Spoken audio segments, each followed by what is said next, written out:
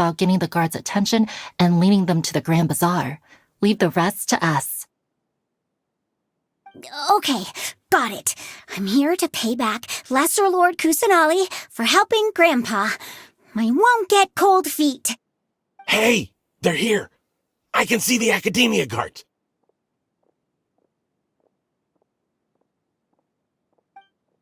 All right, it's time, Isak.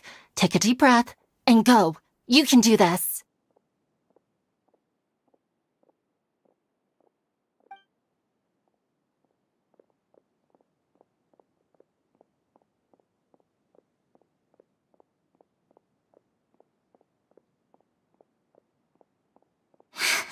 Why is there a guard over there?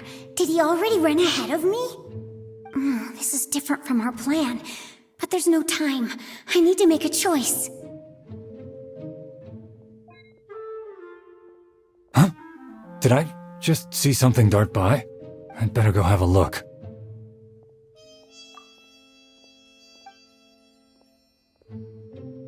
Were my eyes playing tricks on me?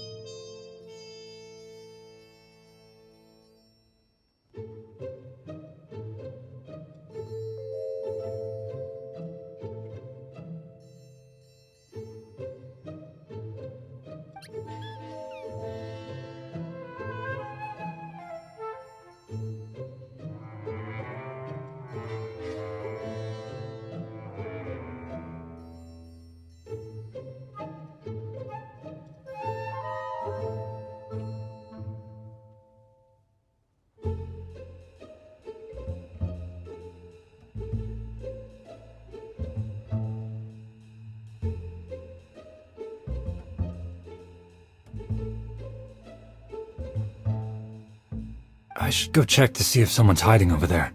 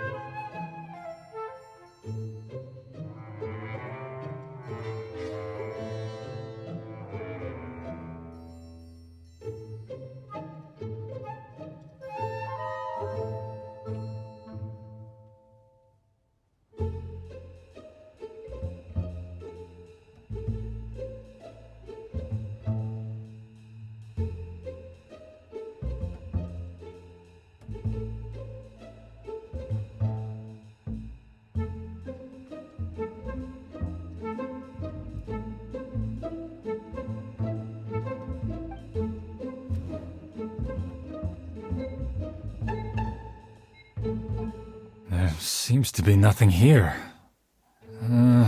Just to be safe. Good thing they didn't find me. I was close. I'd better hurry and keep going.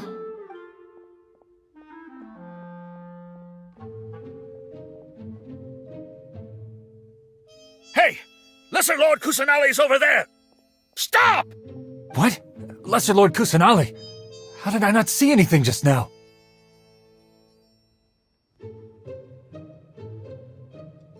Oh no, they found me! Where should I go?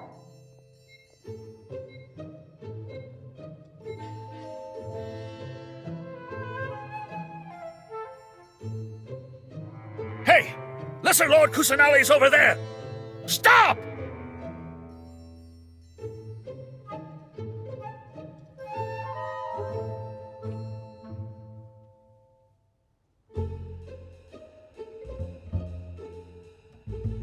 What? Lesser Lord Kusanali? How did I not see anything just now? Oh no, they found me! Where should I go? The target suspected to be Lesser Lord Kusanali has escaped into the Grand Bazaar. Assemble and arrest her!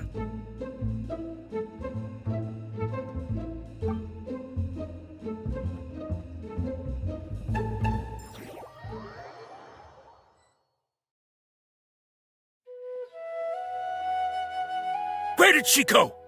How did she disappear? Did we lose her? Hurry up and find her! Hey, why is your team here? Didn't we say to split up our search? Hurry! Hurry! This place is... Why are you all here?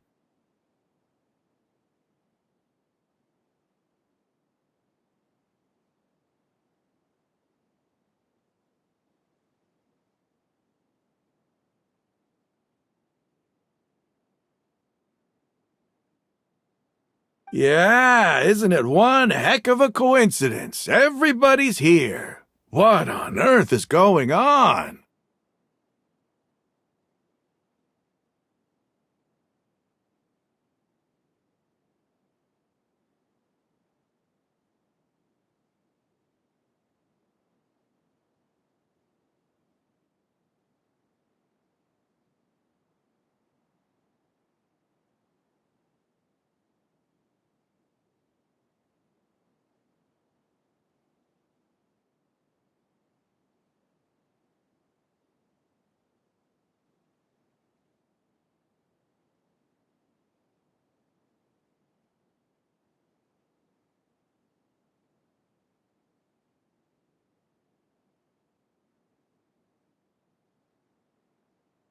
I suppose that's all of you? Who are you? Did you set us up? What are you planning? Phew, that was rough. I almost got caught. Little brat? So you're not actually Lesser Lord Kusanali. Who exactly are you all? Eremites from the desert? Just some colleagues. Think of this as a business competition, or a personal grudge. After stepping into our traps, stop thinking of yourselves as hunters. Behave like the prey you are.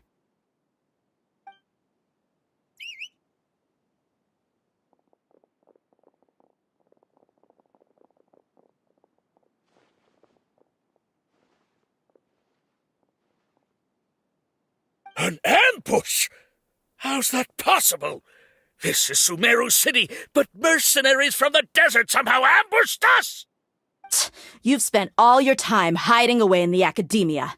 This place has long since become our hunting ground. Brace yourselves!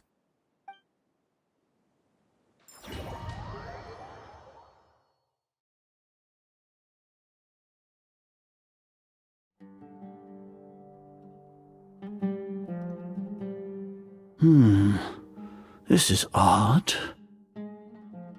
The academia has quieted down after the conclusion of the Niagarbha Day ceremonies, but it's much quieter than usual. Where are the guards? Why have I not seen a single one? Guards? Guards! Grand Sage, how may I be of assistance? I called for the guards. Why did you come? My apologies, Grand Sage. Right now, all Academia guards have entered the city to perform the ordered arrest. I thought you knew. Arrest? Who is there to arrest? I have an ominous feeling. Arrest Lesser Lord Kusanali, right? Is that not what the order was? Lesser Lord Kusanali? You mean she has disappeared? Yes. I wouldn't dare make up something like that. Right now, everyone is in a panic, and many are saying that Lesser Lord Kusanali will take revenge on us. What happened? Just what is going on? Lesser Lord Kusanali somehow escaped? Was it Alhaitham and his party that freed her? That's impossible. The Academia is heavily guarded today, and any order to release Lesser Lord Kusanali would be strictly confidential. Besides, Alhaitham and the Traveler are already in our hands. What manner of trickery did they employ? How could Lesser Lord Kusanali disappear into thin air? Disappear? Wait. How was the arrest order distributed to the guards? It was issued by the Akasha earlier today. Only you have the authority to send messages like that, so I thought it was your order.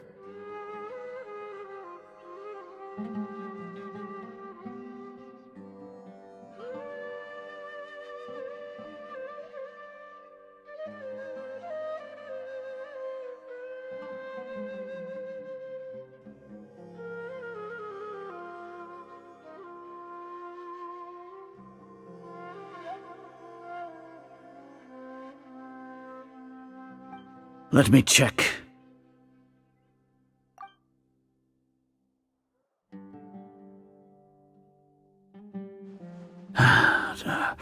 Here.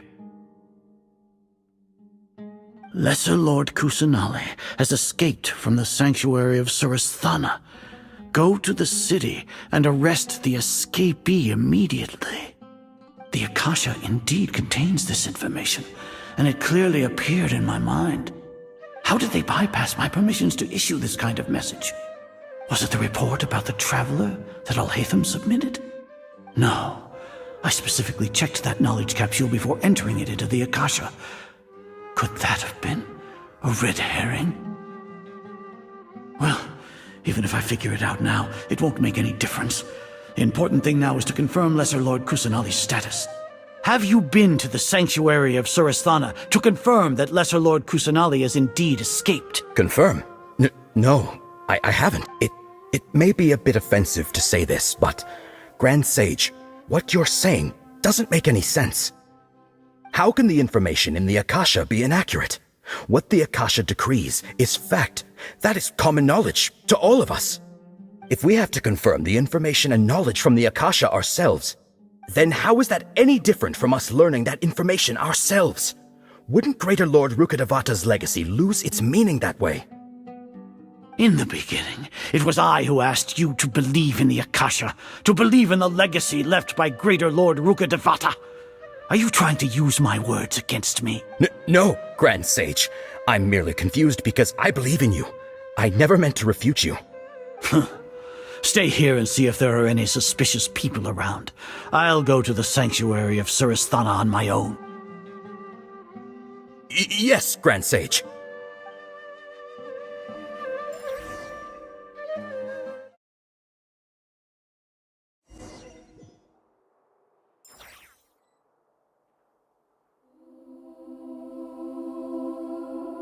Lesser Lord Kusanali has escaped from the sanctuary of Surasthana.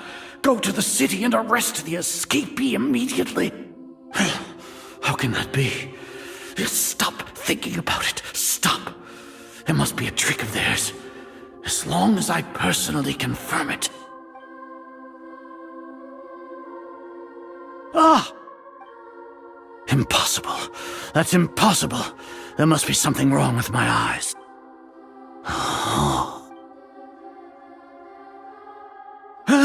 She really appeared again? What is the meaning of this? What a comical sight, Azar. Oh! Once the Akasha has put certain thoughts into your head, even the Grand Sage can no longer see what's right in front of him. You all can only see the world in your mind, the one you think you know. And precisely because of this, you disregarded Lesser Lord Kusanali's existence. She has been a wise and worthy Archon. Cyno, have you been waiting for a chance like this? The Akasha predicted that you would return to the Academia to confront me, but I didn't expect it to turn out like this. I was careless. No, you were blinded. Your faults stem from your reliance on the Akasha. You're still the same as always. I truly did not expect a proud person like you to cooperate with Alhaitham and the Traveler. People change, Azar. Admit it. The Akasha can't predict my actions anymore. Then tell me, what have you found during your investigation? You want to buy time? This is the sanctuary of Surasthana. Under your own regulations, even Academia staff are forbidden to come here. No one will come to save you. As for the investigation, I've at least confirmed that you are guilty of insurgency against the Archon. a serious crime. So what? Did you do all of this so I would plead guilty in front of you, General Mahamatra? No. I want you to plead guilty in front of the Archon herself. You once said that I had no standing to judge you. So now, how about judgment in the name of a god?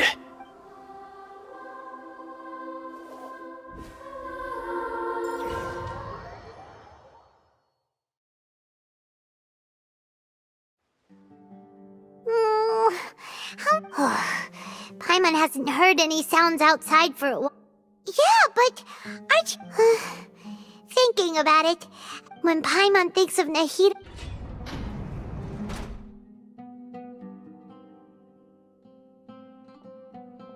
Here comes your savior. Dia! Paimon just knew you would come to rescue us! You two really owe me some big thanks. I had to search through who knows how many guards to find the key here. It felt even more tiring than whacking them. I'm exhausted. Thanks a lot. Need Paimon to rub your shoulders?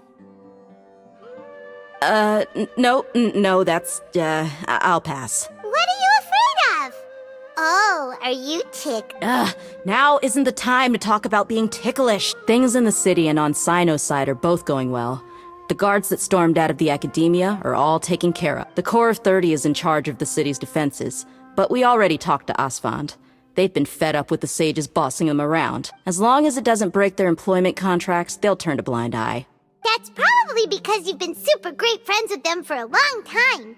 So, how's Sino doing? The Grand Sage is in his custody. Even I know how terrible it is to fall into Sino's hands, so he probably does too. Sino forced him to release Lesser Lord Kusanali. He has no choice but to obey. So, hurry to the sanctuary of Surasthana. Assuming nothing weird happened, we should have already rescued our Archon. Honestly, I didn't expect our ragtag bunch to do this well. We just came together last minute to save the Archon, you know. Alright, you two better go. I still have to clean up some messes in the city. See you around.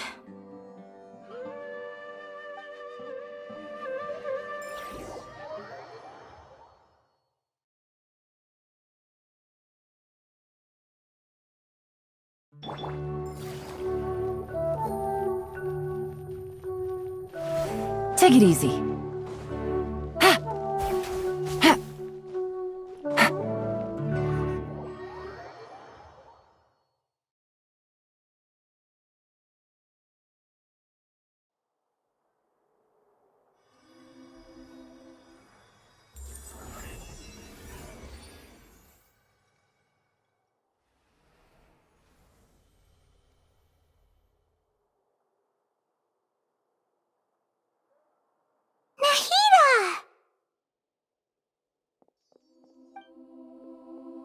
They say it's nice to meet you. This is the first time we've met in real life. Before, we've only met in dreams, consciousness, or when I was in someone else's body. Thank you so much for coming to rescue me. But I also need to apologize. During this time, I did some self-reflection. My sense of inferiority and yielding to the Academia led to all of this, and created so much trouble for you all. Exactly! We're here because you're a good Archon and one of our friends! Thanks, you two. Amazing. So this is how it feels to walk out of that cage with my own body. It's like I just had an endlessly long dream. I can't even tell if I just woke up or was only now born into this world. My concept of self has become so clear. But now doesn't seem to be the time to indulge in this feeling. This is really embarrassing. You all just rescued an Archon, and now she needs your help to save her country. It's okay. With you here, Paimon's sure that everything will work out. There's one more thing.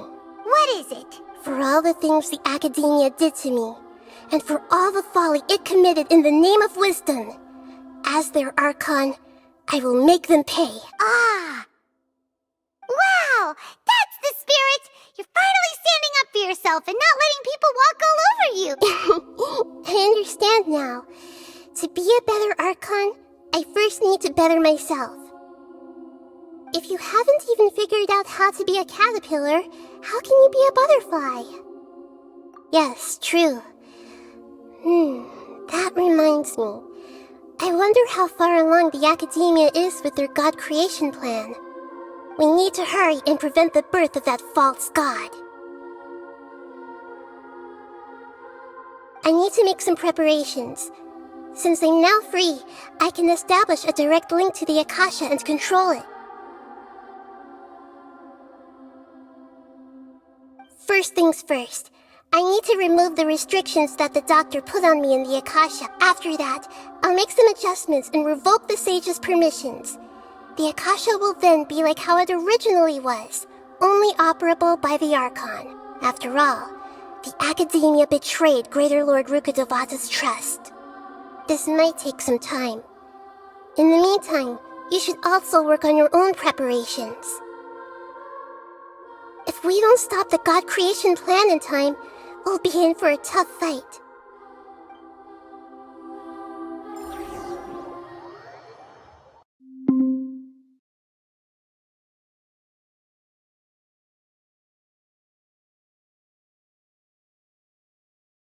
We might as well prepare for a fight. When we're done, we can take a walk around. After all, we missed out on a lot of stuff when we were locked up. Time to relax.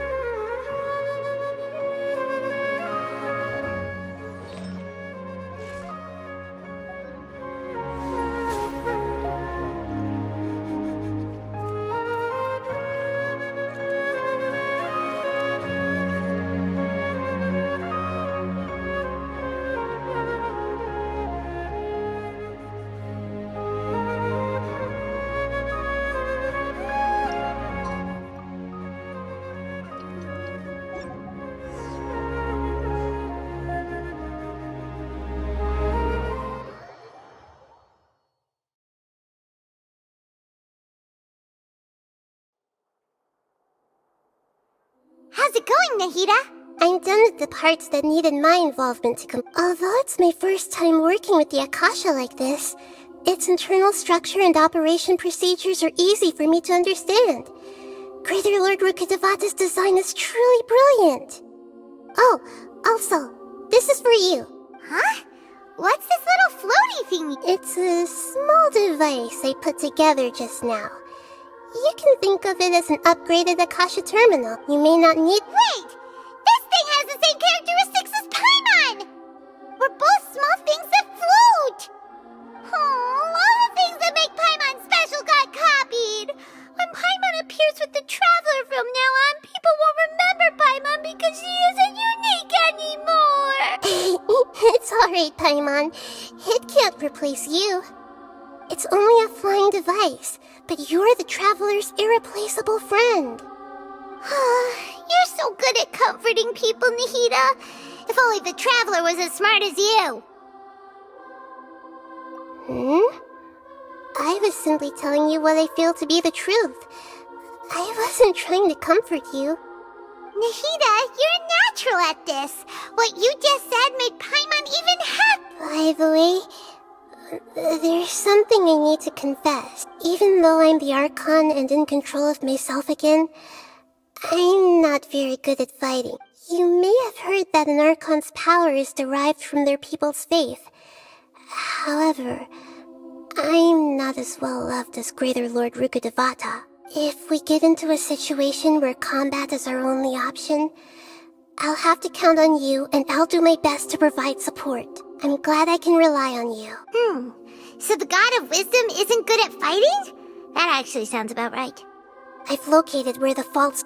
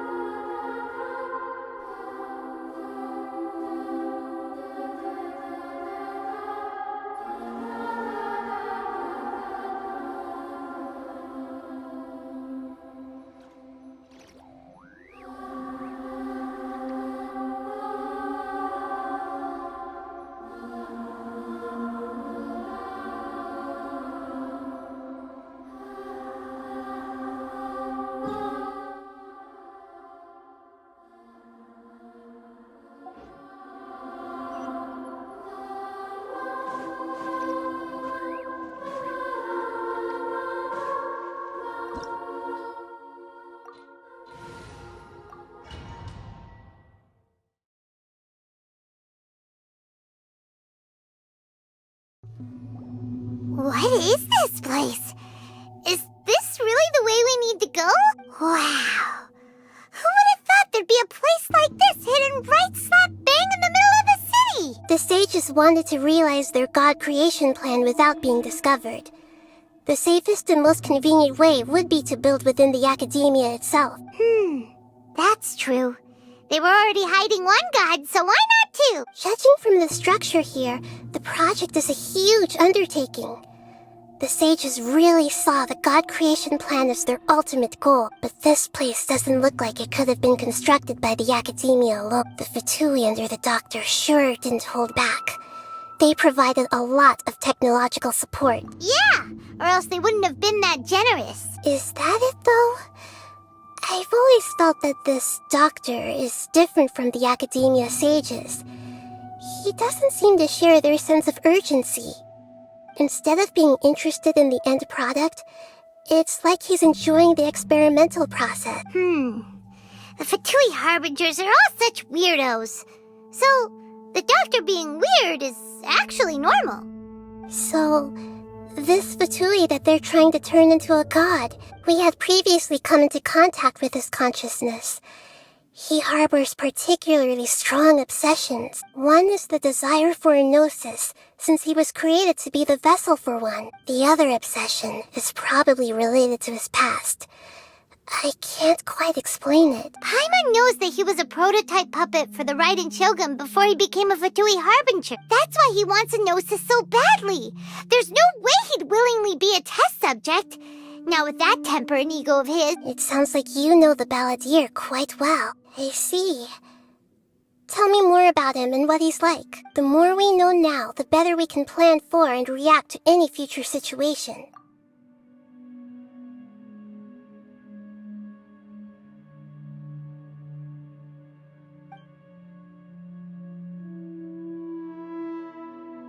I see. How fascinating. Alright, time to go. Let's get through here and meet him in person.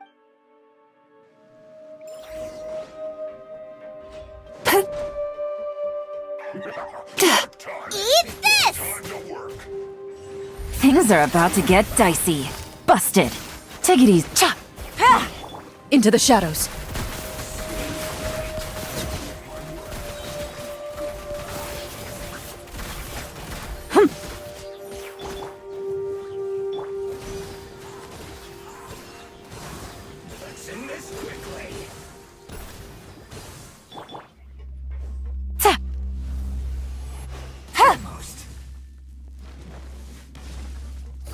Gotcha. Out of the frying pan, into the... Ah!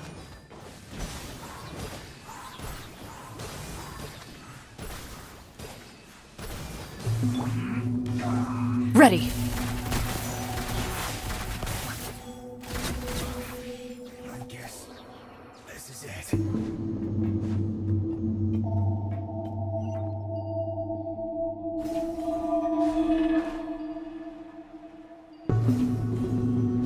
It looks like we can climb up these pipes.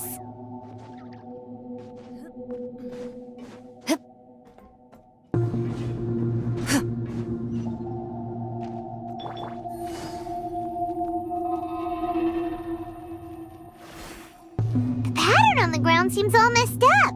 Let's go around and see if there's a way to fix it. Take it easy.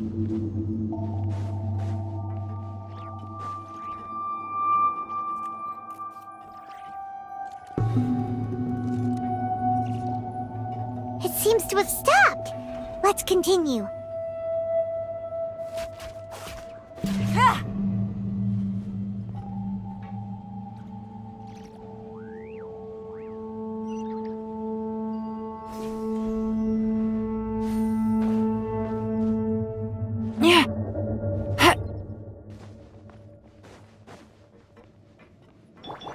Nice and spicy.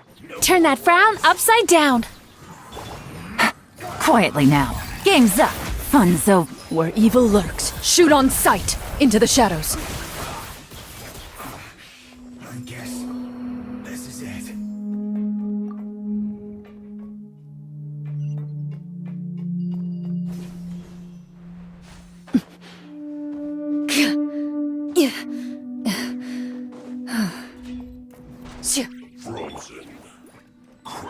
Gotcha. Loaded.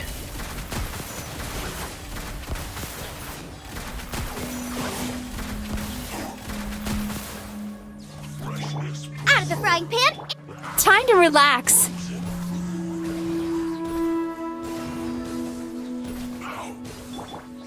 Quietly now. Into the shadows.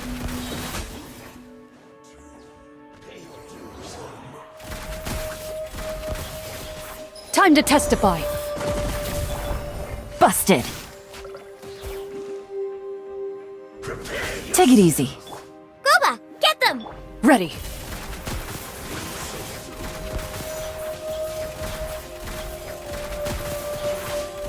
Gah.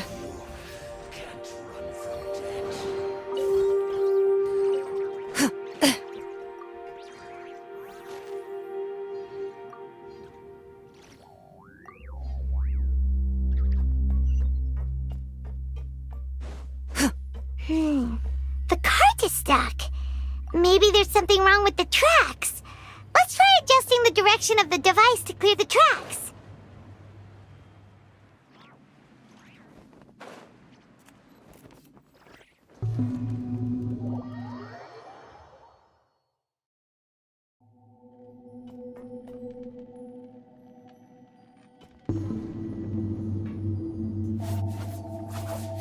Shoo! Ha! Gah.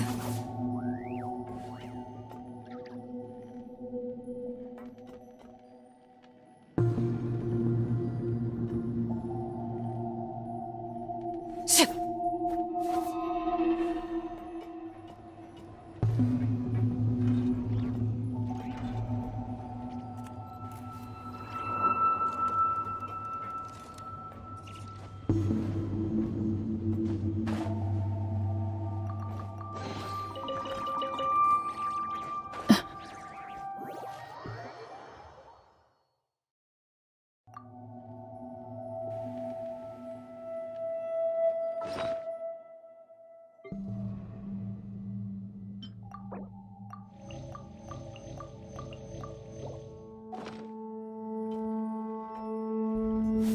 Shoo. Gah. Sa. Ha.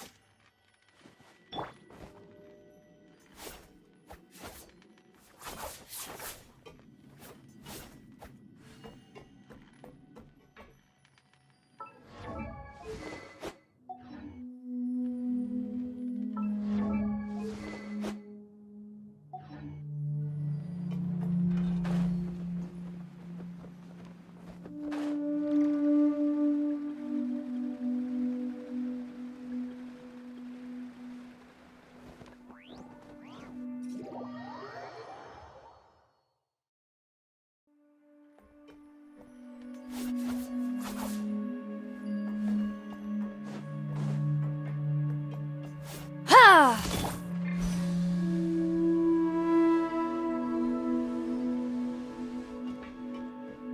Hacha.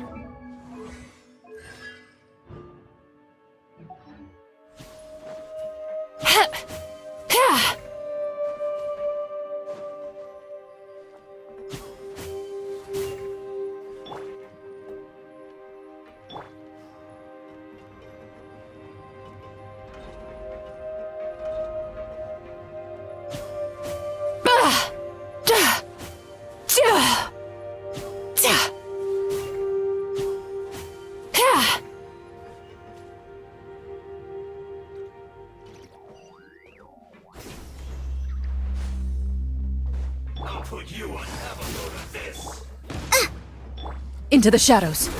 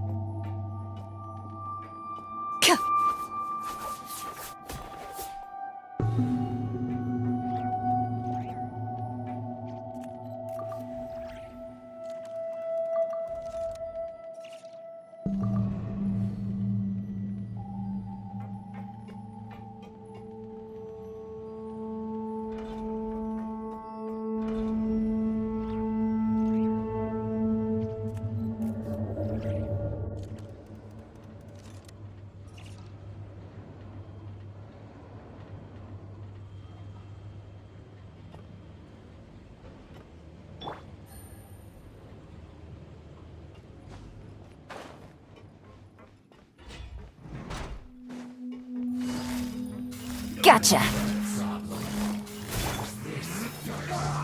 Loaded.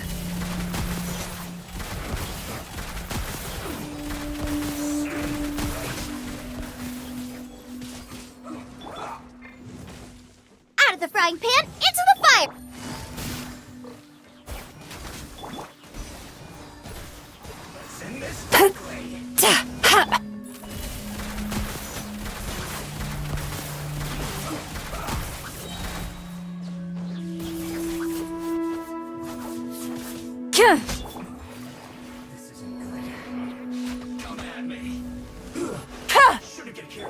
Sweet dreams! Boba, get them! Quietly now. Things are about to get dicey. Where evil lurks, shoot on sight. Ready. Shoo.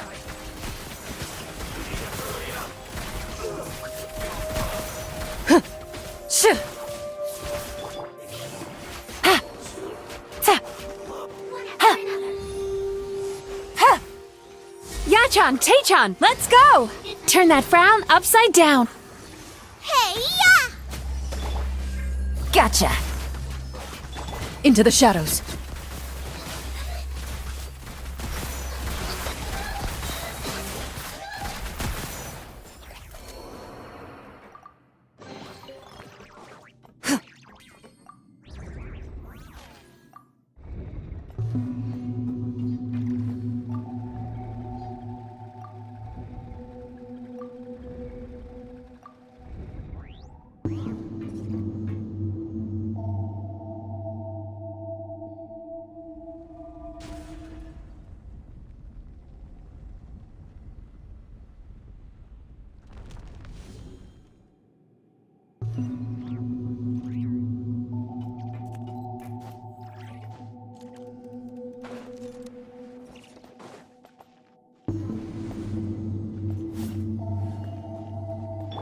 Time to relax.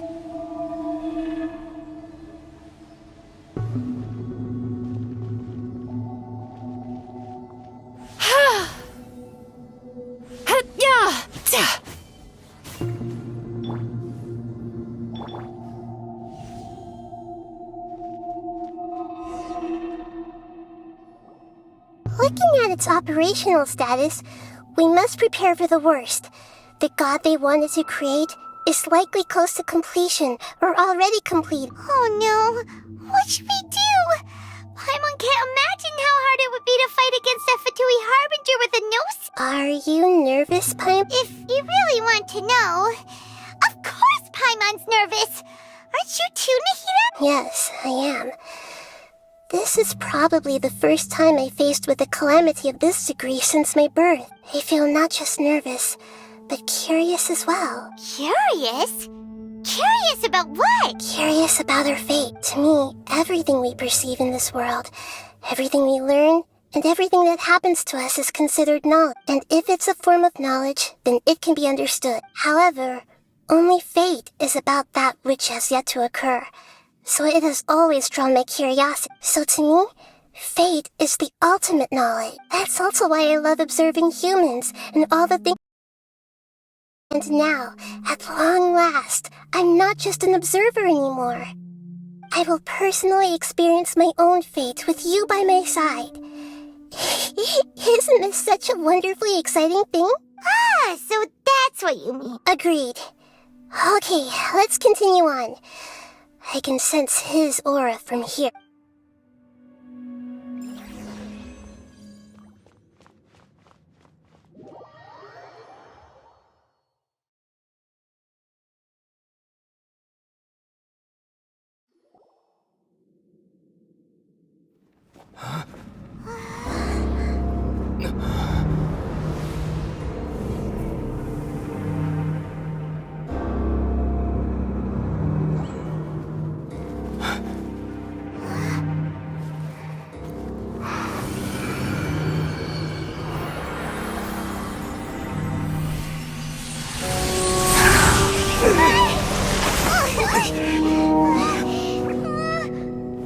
Who would have thought the world would be so eager for my birth?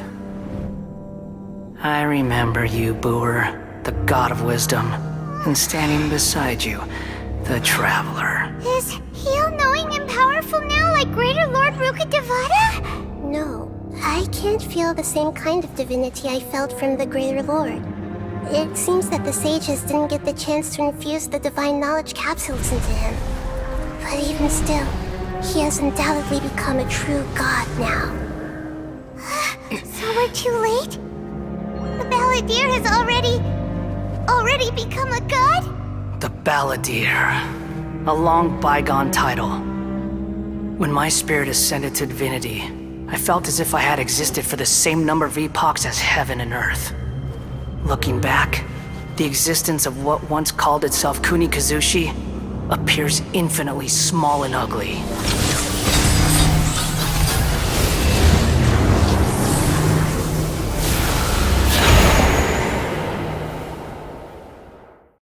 This imposing aura.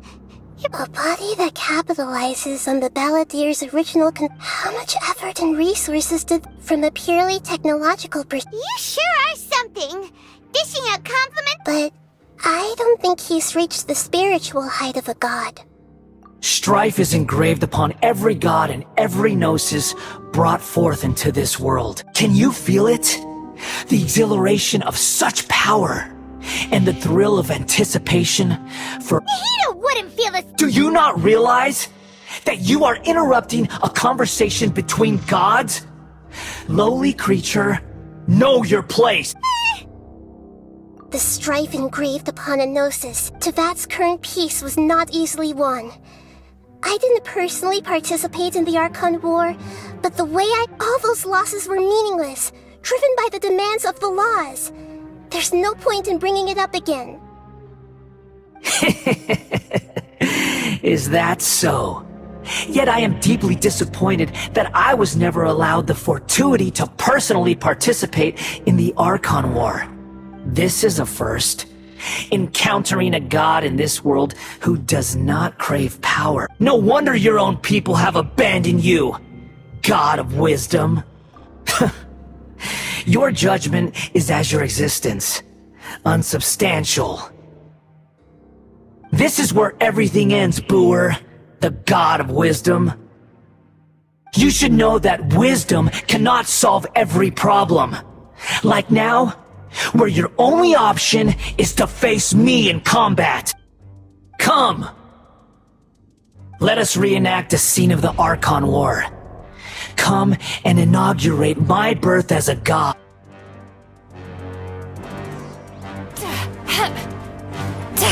Insignificant pest! Game's up. Fun's over. Loaded.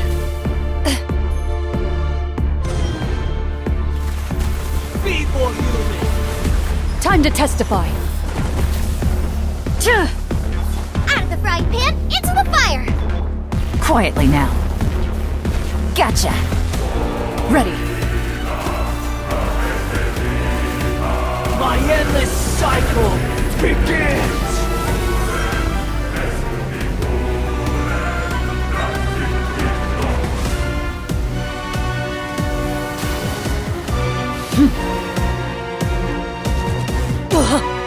Insignificant pest! Race you!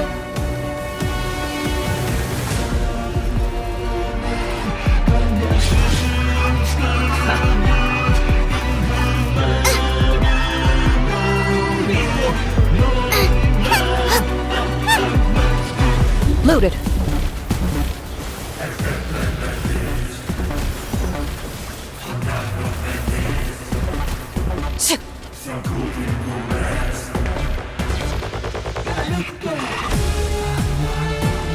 At my command, you shall fall!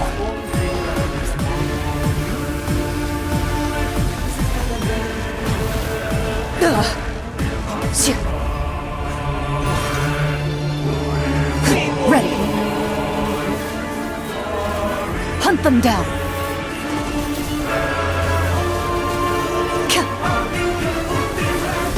Bad dreams be gone! Insignificant pest! Things are about to get dicey. Busted. You're toast! Nice and spicy! Into the shadows. My endless cycle begins!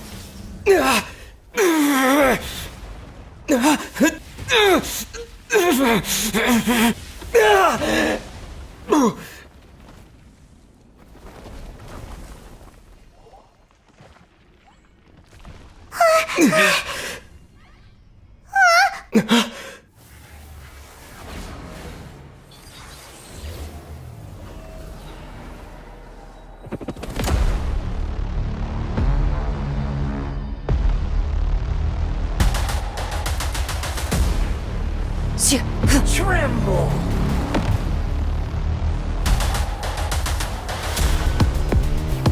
Burn to oblivion! Quietly now.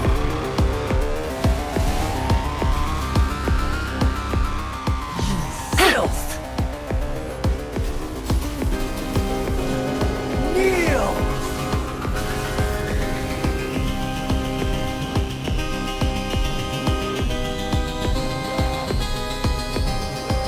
Tremble!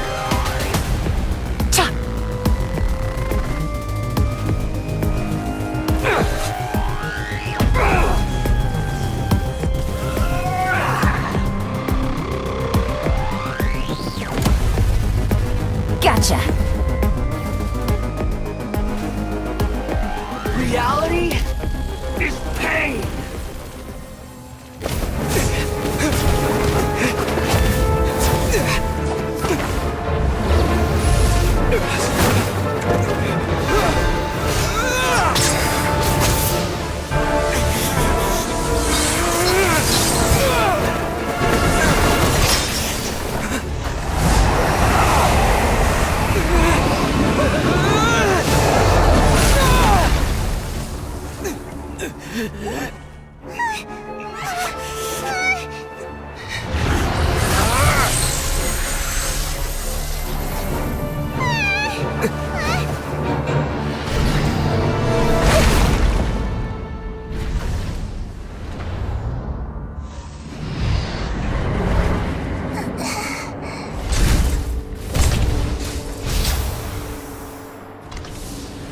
This is supposed to be a battle between gods, yet you choose to hide behind a mortal.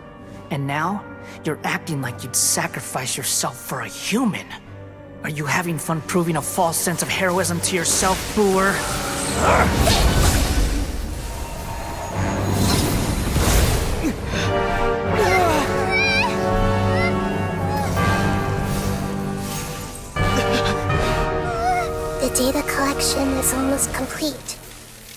Do you even know how many times you've tried to take my gnosis from me?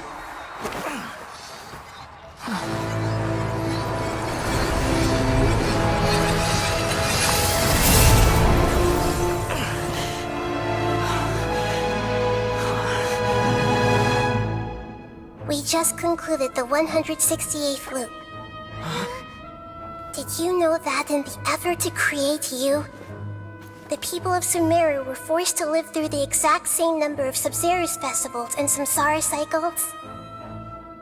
The power of dreams. When did you use it on me?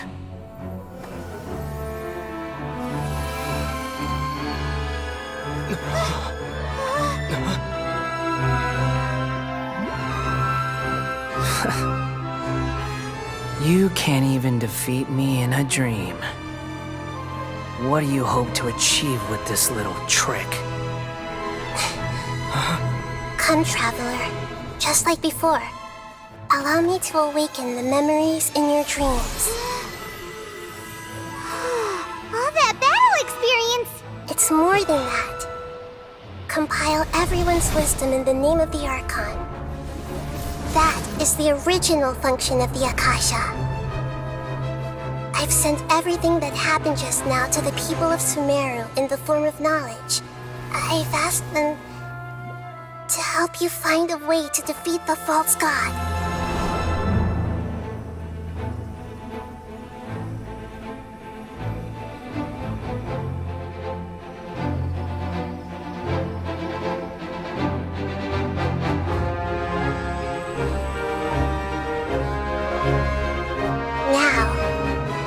Sumeru's wisdom is at your disposal.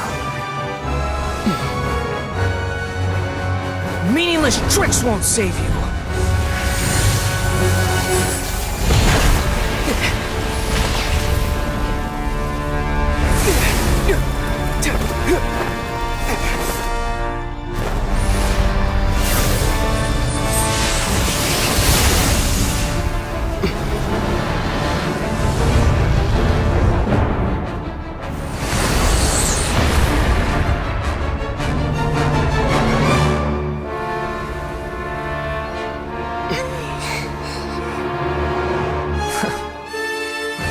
Are you done with your tricks?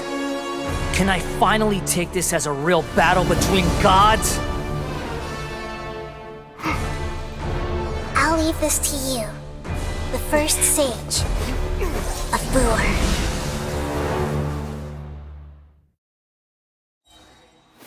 A thousand eons, mine to dominate!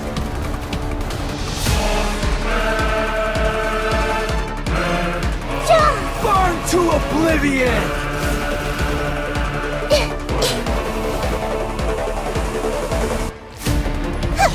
Filth!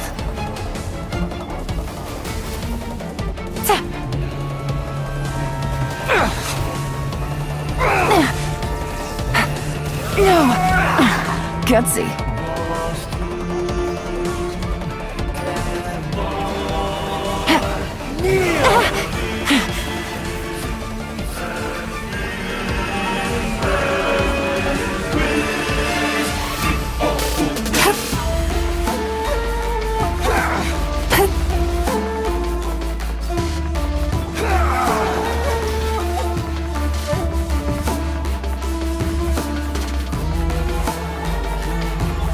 Everyone hold hands! Reality is pain!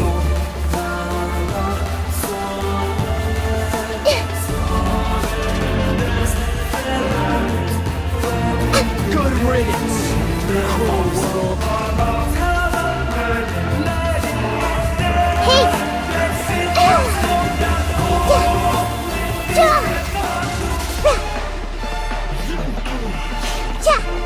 Cruel world! Hey! Grow!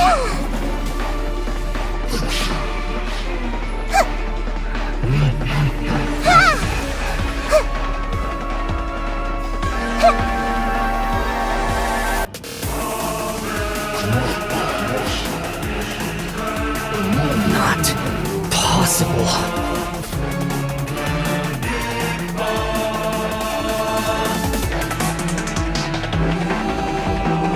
make yourselves at home. This might hurt a little. Game's up. Fun's over. Quietly now. Where evil lurks, shoot on sight!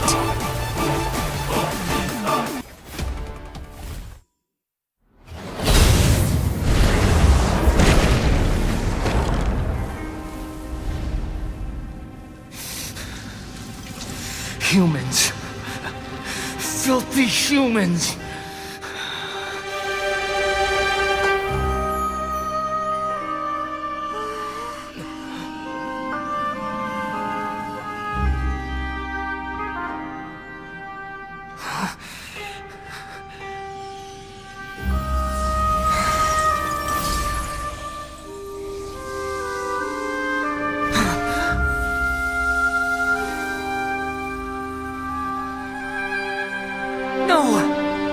Wait!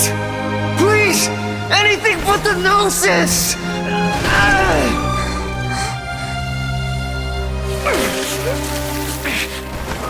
That's mine!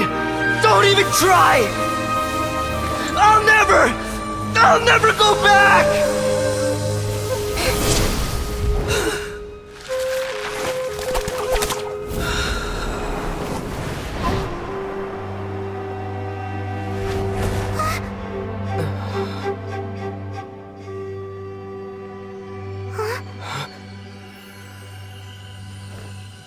We haven't yet found the answer to the most important mystery.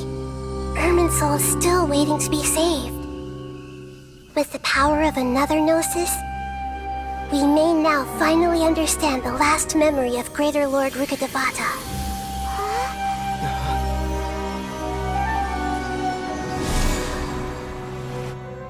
This is... That's right. This is the last memory of my predecessor.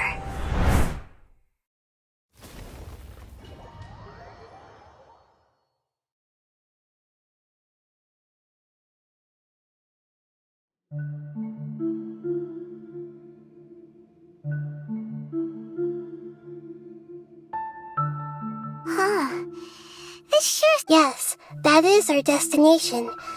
But I didn't expect the remaining consciousness of Greater Lord Rukkhadevata to be as polluted as this. Forbidden knowledge? It seems you know about a concept that even I don't completely understand. Could you tell me what you know?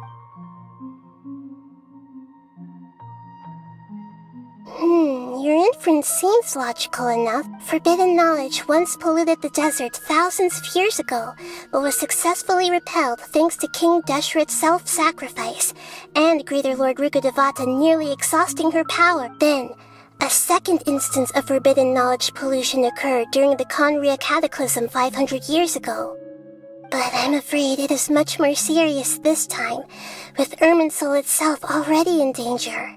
So, if we're in the remaining consciousness of Greater Lord Rukkhadevata, and it's also been affected by forbidden knowledge pollution, then does that mean, in order to save us, Greater Lord Rukkhadevata... Yes. It's very possible that she sacrificed her life in the fight against forbidden knowledge. She didn't completely eradicate forbidden knowledge, but if it weren't for her actions, the pollution would have been far more rampant over these past 500 years. The way that everyone, including me, has forgotten everything about forbidden knowledge may very well be due to her restoration of Irminsul.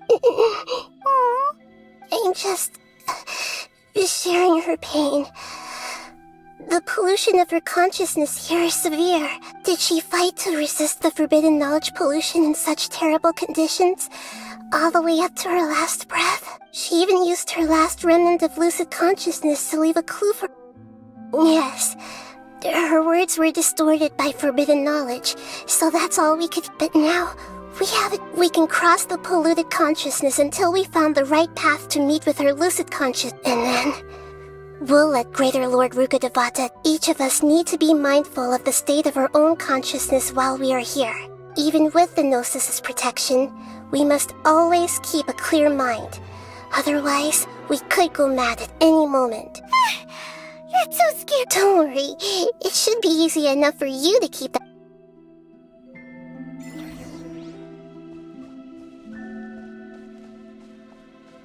Are we in the air? And why is there a huge boat? That's the boat of consciousness, which symbolizes. Wow. What are these? The monsters seem to have been affected by them.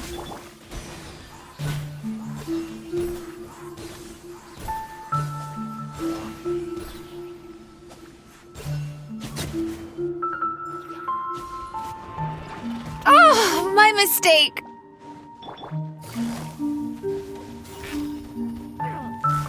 Quietly now. Take it easy. Goba, get them! Loaded.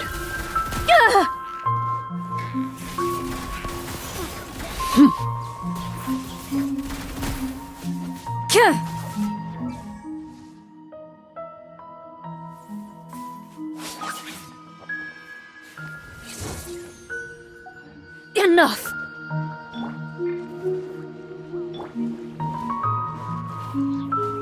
Into the shadows.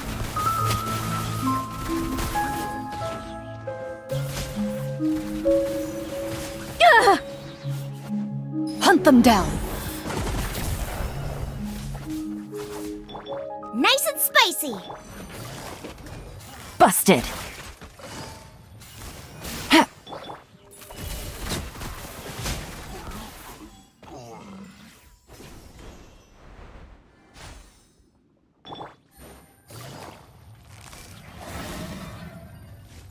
Gotcha.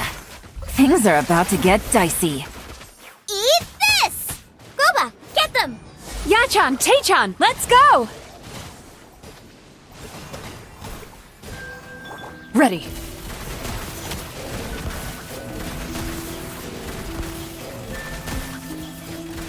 Look! Four-leaf sigils have appeared in the sky!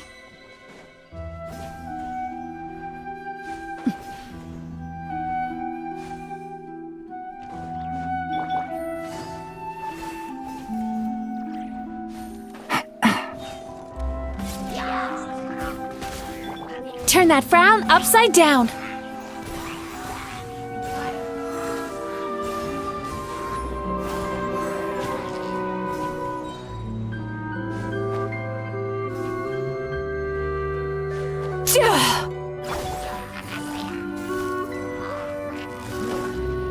Busted.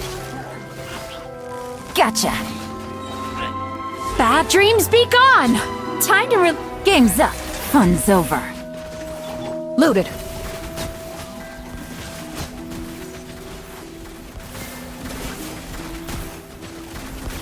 Where evil lurks, shoot on sight. Nice and spicy. Turn that frown upside down.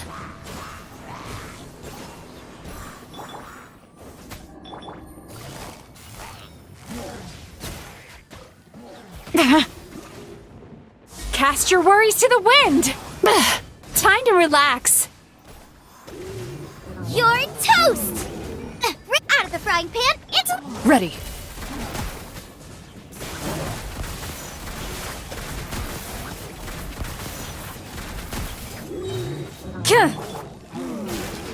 To control the boat of consciousness, we need to find the helm first.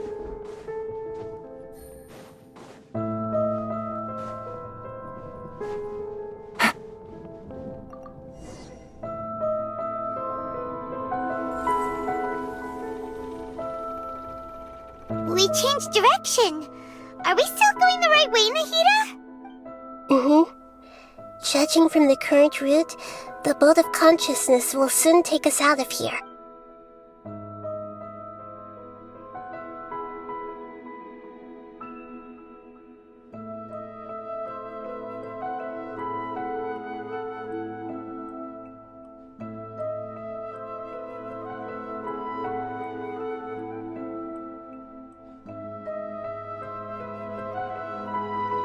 We'll be arriving at our destination soon.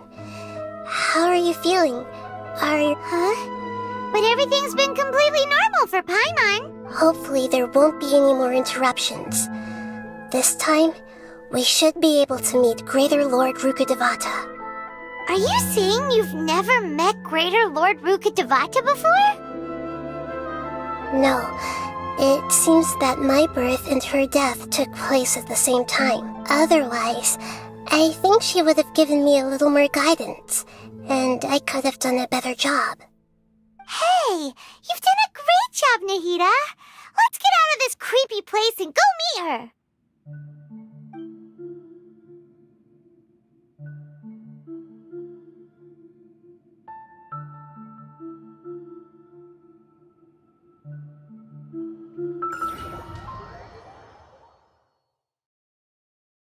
So, is this the place you were talking about?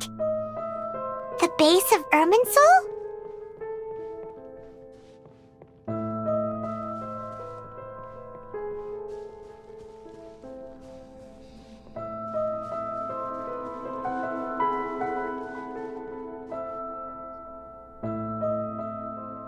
Well, this is the place. We're here to find Greater Lord Rukkhadevata, right? But the one standing over there... Is that... me? She looks exactly like me. Are you Greater Lord Rukkhadevata? Yes, that's me. Are you surprised by my appearance? Irminsul and the surrounding lands have been reproduced here as they were years ago. But this is just a realm of consciousness. We are manifestations of the same nature. Hence why we would appear exactly the same. We're of the same nature? Why? Because you are me, and I am you. You are me in the new samsara. The new samsara? As Greater Lord Rukkhadevata, I'm the avatar of Irminsul. And you are the purest branch snapped from Irminsul. Imagine it this way. Even if a tree dies, its branches will eventually take root and grow, continuing the tree's life in another form. I'm merely the remaining consciousness of Greater Lord Rukkhadevata. The real me has presumably died a long time ago. Judging from your appearance, I've probably been dead for 500 years. But you're finally here. My new self in the samsara. If this is true, then am I going to be a great Archon like you someday? Though we share the same nature, our fates are bound to be different. All things have their own fate. When a branch grows into a mature tree, it won't be the same as the original tree. That's why fate is the ultimate knowledge, isn't it? That's a great insight. Yes, very good. It's also precisely why you won't become like me. Really? But perhaps you may become an even greater Archon than I. I already see a determination in you that I didn't possess in my time, and the future that it leads you to will be yours alone, along with the blessings from your past experiences. Don't worry. The growth of wisdom is like that of a plant. You only need to wait quietly for the flower to bloom. Come to think of it, the sages never had the faintest inkling of the meaning of wisdom. Thank you. Nothing makes me happier than discovering that the Archon I always admired was in fact myself in another fate. It's so nice to speak with you, Greater Lord Rukkhadevata. I've always wanted to meet you.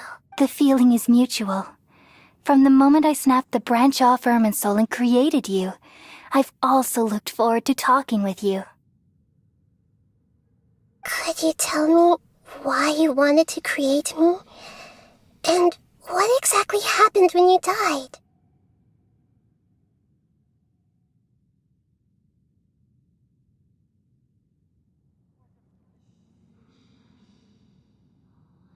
Ah, I see. You're here seeking answers, right? Everything that day, even the sky itself, changed into a color like this.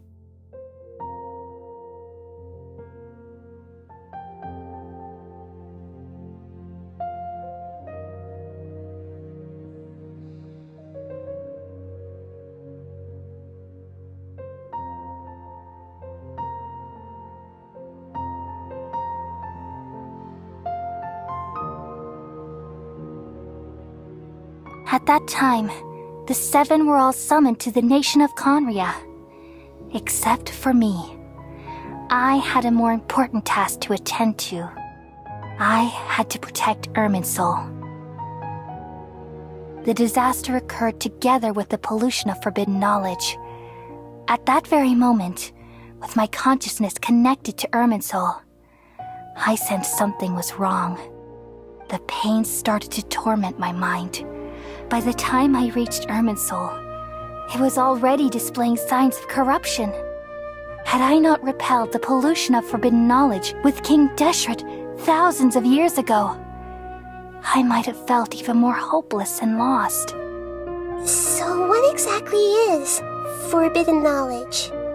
It's a kind of knowledge that doesn't belong to this world, and a form of truth that can't be understood. It came from the very bottom of the abyss. Even I could never understand it. The world is constantly rejecting it, leading to all kinds of bad phenomena. If we allow forbidden knowledge to pollute Irminsul, I'm afraid the entirety of Teyvat could fall apart. So, there's knowledge that even the God of Wisdom can't understand? At that time, I knew I couldn't repel the forbidden knowledge with my strength alone. Which is why I created a device that compiled human wisdom and named it the Akasha. It's truly the world's most amazing invention. Thank you. For a long time, I thought dreams were the fruit of human wisdom. Though it was selfish to do so, I borrowed people's dreams using the Akasha. Then I compiled their wisdom and all of my own power. Well, did it work? Thanks to the wisdom of the people of Sumeru, almost all the forbidden knowledge was cleared from Irminsul, but things didn't go as smoothly as I thought. I had a terrible headache, which gave me an uneasy feeling. And then I remembered that my consciousness was also connected with Irminsul. It brought me knowledge and wisdom, but vile corruption as well. From the very beginning, my existence had been polluted by the forbidden knowledge. Oh no! How could that happen? I've experienced that pain in your consciousness. It must have been a horrible experience. Yes, but my feelings weren't important. The important thing was that even if I died, my existence and everything related to me would continue to exist in Irminsul as memories and knowledge, meaning that there's no way for me to eliminate myself. It would be a sort of paradox. So, I took the purest branch of Irminsul as my incarnation in the next samsara and left a trail of clues, all in hopes that you would come here and remove me and my pollution from Irminsul forever. Wait, no, I can't. So you realize what that implies. You are very smart indeed. Irminsul has all the knowledge and memories of this world. And as you've realized just now, removing me from Irminsul means I essentially will never have existed in this world. But this is the only way to save Irminsul. People love you so much and they've missed you so much over the past 500 years. I am exactly the same. So how can we just forget you like this? Is there really no other way? There must be something else I can do. You're the god of wisdom, Buer. You should know that there is no other way. But this is so cruel. I don't want to forget you. No need to feel so sad, Buer. As someone who delights in wisdom, you should feel joy at finally finding the answer. These are the words in their entirety. The answer you've been seeking all along. Let the world completely forget me. We all nestle under the great tree of wisdom, peering out to perceive the world. From the earth and from the rain, we perceive its wonders, until we become a white bird to perch atop a branch, and finally snap off the most important leaf. Once upon a time, I alone dreamed in this world. In my dreams, everybody would also dream after they fell asleep. Wild and wonderful thoughts would emerge from their minds. Some tumbled to the ground, and others floated to the sky, connecting all things in the world into one dazzling net. Among a plethora of worlds were numerous smaller worlds, all of fate, finding within the tapestry their brilliant glow. I gradually understood that these indescribable and constantly changing things are the most profound things in the world. Only they can completely repel the madness. Only dreams can awaken consciousness from the deepest darkness.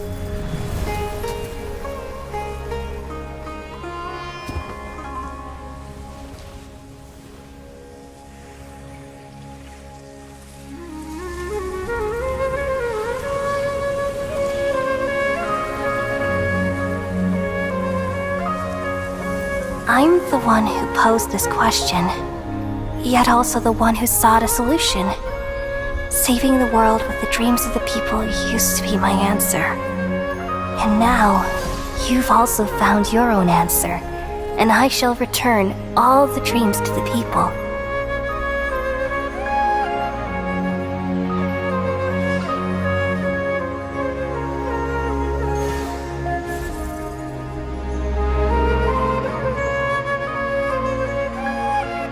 Goodbye, people of Sumeru. May you be blessed tonight with the sweetest of dreams.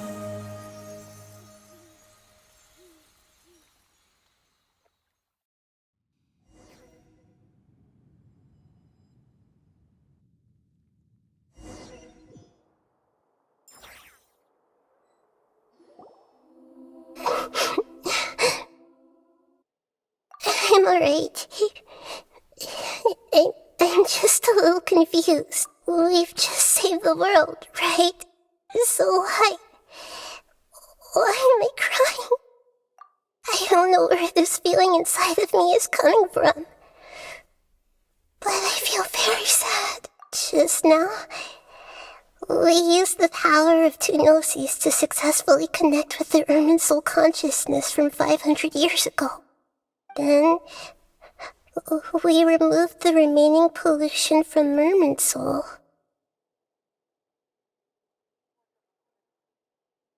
Yeah, what's wrong? Weren't you there just now?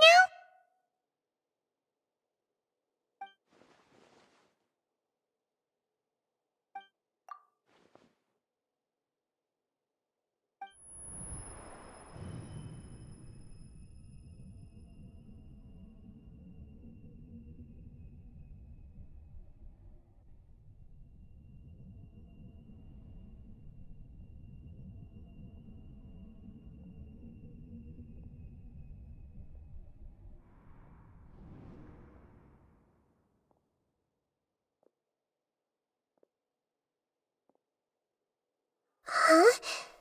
That sound. Traveler! Paimon! I've been waiting here far too long. But finally I have the chance to be alone with you. All the precious time I wasted has finally paid off. The doctor! What have you done? Just a type of sound wave that can quickly put defenseless people into a dream. As I expected, it doesn't have any effect on gods.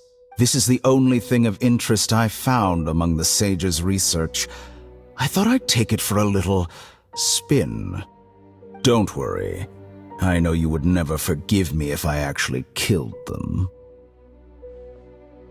I'm here to negotiate with you. Naturally, I won't do anything dangerous that could potentially damage our relationship. Negotiate with me? I heard you had already left Sumeru. Why are you... I left Sumeru, but I also stayed in Sumeru. Even the God of Wisdom is restricted by the habits of cognition. How disappointing. You mean there are many different versions of you in this world? An astute guess. Even the same individual will have different cognitions at different ages. A long time ago, I made a major decision in hopes of preserving all my perspectives of how I observed the world. Observation is the first step of any experiment, but observing the current world doesn't satisfy me. It lacks an important dimension, that of time. So I saved segments of all my ages and made them into independent individuals. That's all there is to it. Indulge me. How does the God of Wisdom find my method of seeking knowledge? It's an insult to the very concept of life. Life inherently has many rules and restrictions, each with its own significance and reason to exist. They can't be broken on a whim. Good. Amazing, even. Indeed, it's difficult for humans to make peace with themselves, not to mention oneself from a different period. Since you're in the academia, why wait until now to show up? You could very well have stopped us and helped that fake god. Simple. Let me ask you this. Would any staff member ever help the subject in the middle of an experiment? It was my experiment. So why should I interfere with the results? The academia saw the plan to create a god as their ultimate goal, yet you only saw it as an ordinary experiment. You really are crazy. If the experiment succeeded, you would have had a new god on your hands. How would you have faced your own god then? Would you still take the same stance? Would you still hold the same view of yourself? I'm first and foremost a scholar. These results should be left to the judgment of the hypothetical me confronted with that outcome. But you're right. And that's exactly why I'm disappointed with the conclusion of this experiment. As an individual, you don't have any sense of belonging. You seem to have even fewer convictions than a typical scholar. Oh no, I certainly have my own convictions. They just don't fit your standards, that's all. All right, that's enough conversation for today. The experiment is over, and it's time to tidy up the equipment and reclaim any useful materials. For example, the Gnosis. Lesser Lord Kusanali, you're an intelligent Archon. I'm sure you understand the disparity in our combat abilities at this time. Besides, you have no way to use that Electro-Gnosis in battle. Didn't you say you were here to negotiate with me? Somehow, it's starting to seem like you intend to take it by force now. I'm merely stating a fact. After all, I'm also a scholar. Naturally, I hope to show proper respect and dignity to the God of Wisdom. Your hypocrisy is built on absolute confidence. I understand your scheme, but... what if I were to destroy the Gnosis now and awaken the heavenly principles? Awaken the heavenly principles? Do you think that's really possible? The heavenly principles have been silent for many years, but the Gnosis are symbols of their control over Teyvat and all the laws. Will the destruction of a Gnosis attract the attention of the heavenly principles? And if so, how do the Fatui plan to deal with the consequences? Do you dare to gamble such a possibility with me? Gamble? How surprising. I thought you would show evidence or use rigorous reasoning to prove your point. The word gamble is the last thing I expected to hear from the God of Wisdom. But this is a clever move.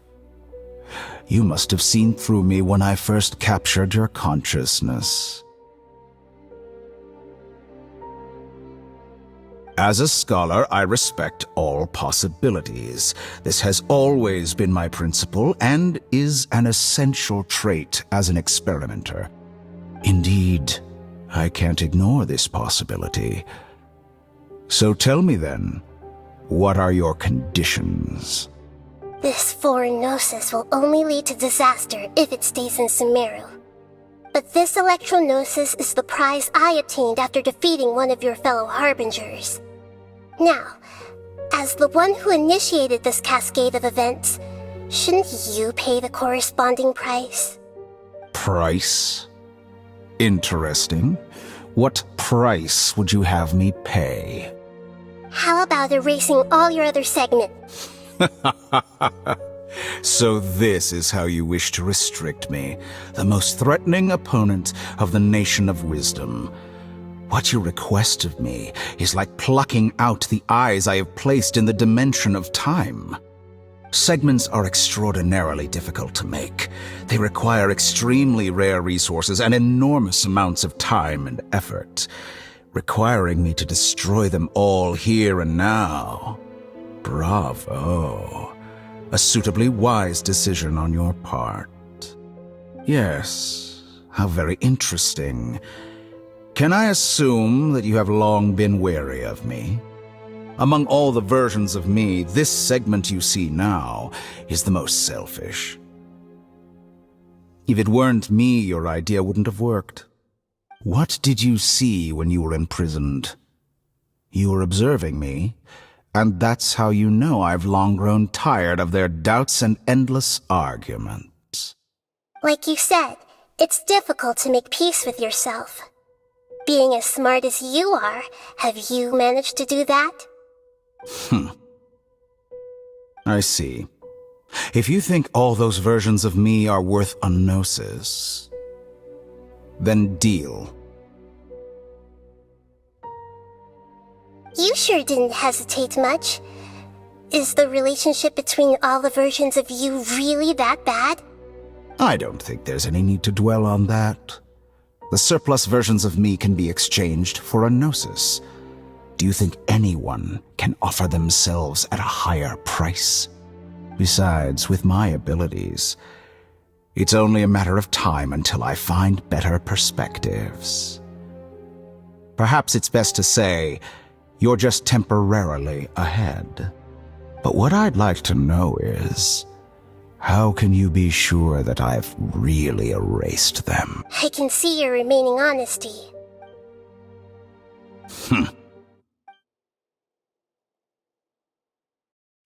What a ridiculous decision! You can't be serious! How could I have been so short-sighted?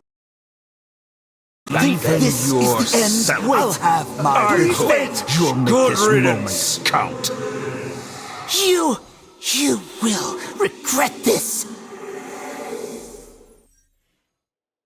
Well, have you confirmed that it's complete? Here, take it. The future of Sumeru City will be in my hands alone. I will shut down the Akasha and let curiosity and the thirst for knowledge drive the realm of academics once again.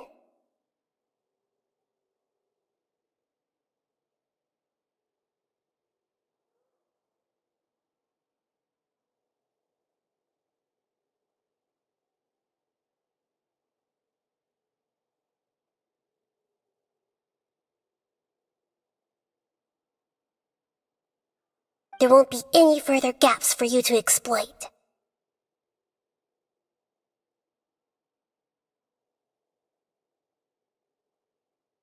It truly pains me that my academic achievements have never been appreciated in my homeland.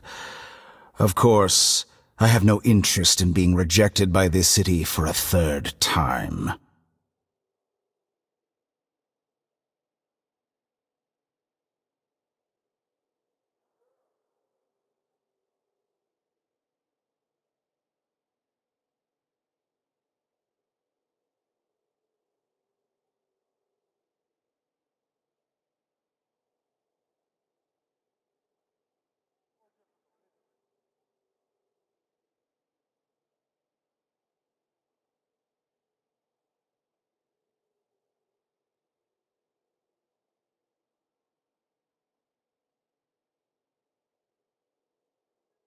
Another chess piece. And where is your dendronosis? Don't be greedy, Harbinger of Snezhnaya.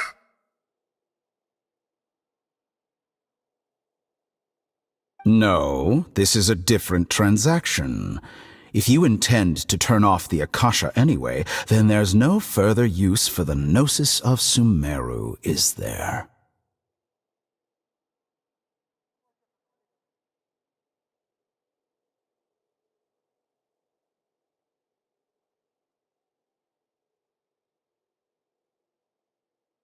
Besides, isn't it the Archon's duty to deliver what's desired of the Seeker?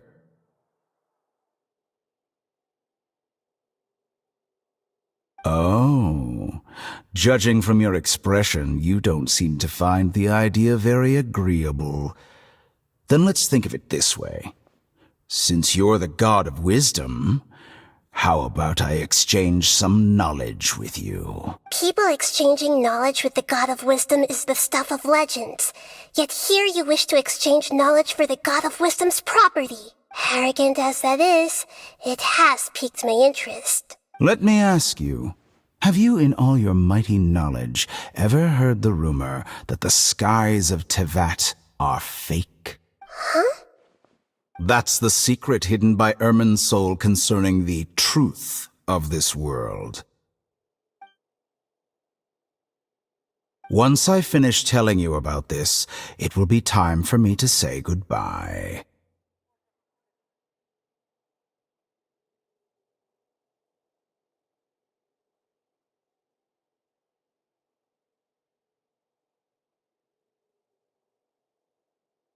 With negotiations, we've all gotten what we wanted. I'm very glad I got to meet you like this.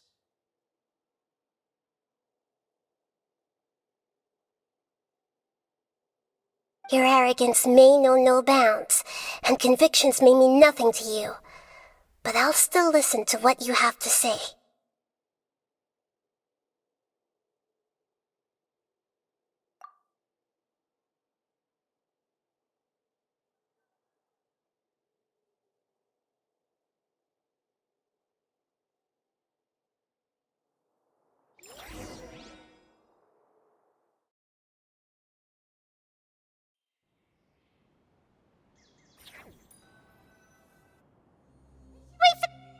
Together!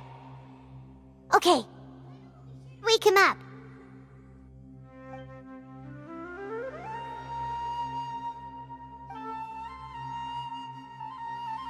Are you awake? Kali says it's time for breakfast. Come on, get up! Good morning! How are you feeling today? Good to hear. It looks like we've recovered pretty well. Not even Tainari could stop us from going out now, right?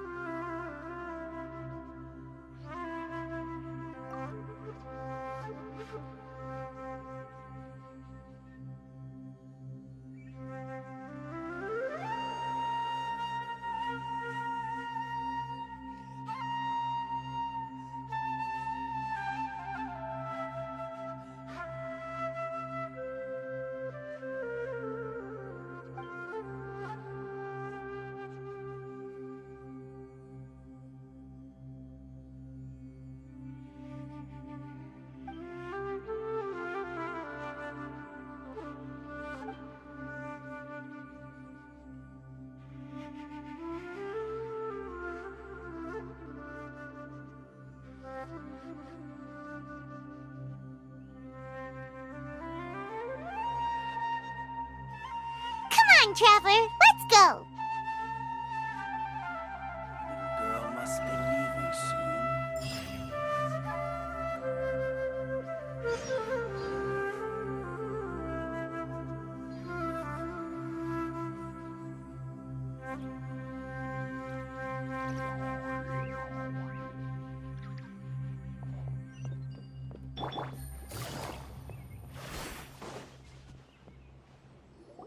Good morning. Looks like you're awake. Yep, yep. I prepared some breakfast today. Please have a taste. I hope you'll like it. It's nice to to have you here so we can eat something yummy. Well, now that I've recovered from Elazar, I'm feeling better than ever. I can even prepare 4 or 5 meals a day now. And Paimon bets they're all delicious. Oh, by the way, someone brought a letter for you after you went to sleep last night. Nope. Paimon wanted to read the letter with you after you woke up, so Paimon didn't open it. All right, let's read it now. Oh, it's from Neil. We're going to hold a feast at the Grand Bazaar and celebrate Cyno's reinstatement as the General Mahamatra. As heroes of Sumeru, please be sure to attend. I'll wait for you. The date of the banquet is written on the back. It's in 2 days. Oh, I've also heard that you've become heroes here as well. That's amazing. Sometimes I'm really envious of strong and confident people like you. Oh, you're embarrassing me. Anyway, let's go to the Grand Bazaar to have a look. Oh, before you leave, be sure to inform Master Tainari.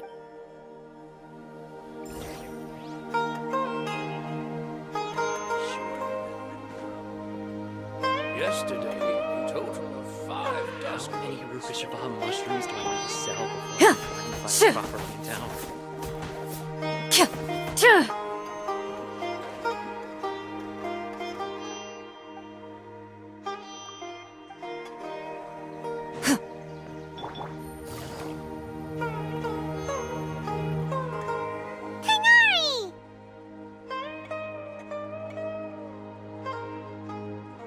Ah, good morning.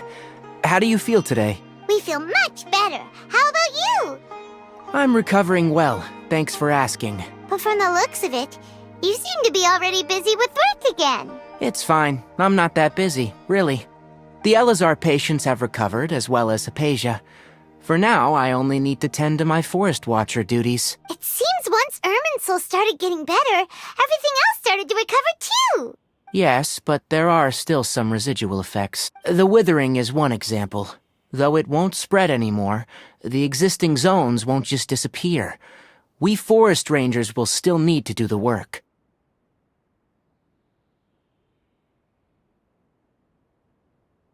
By the way, we have some good news. Cyno got his position back. This news is hardly new.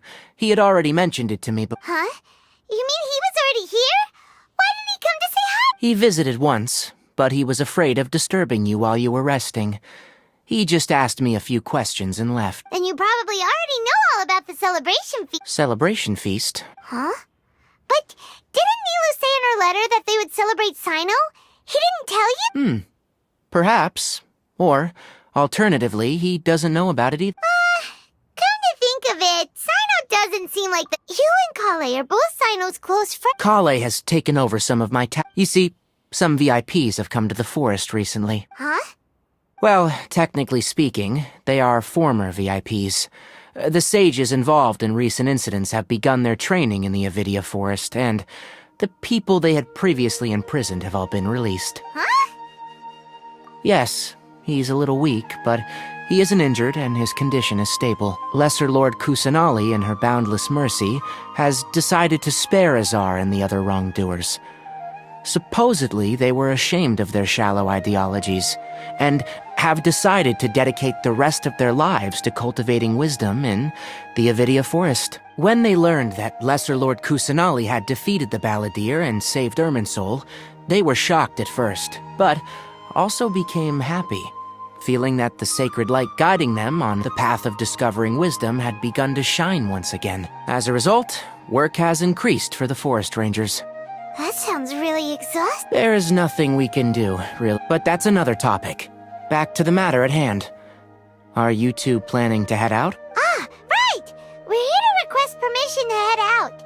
Would that be okay? You've recovered well. You may go. But be careful. Yay! Is there anything else you'd like to ask about? Ah, yes. Thank you for remembering her. She continued her training in the forest after she recovered. As a scholar, she never slacks off. A lot has happened lately. Kale and I have been busy, but don't worry. We'll take care of ourselves. As for Sino's reinstatement, the more I think about it, the more I suspect that he just doesn't have a single clue about this feast. But this does remind me that Kale and I should find an opportunity to celebrate him as well. He has helped me a lot during this time, and you as well. Thank you. Take care. Please, find me if you need any—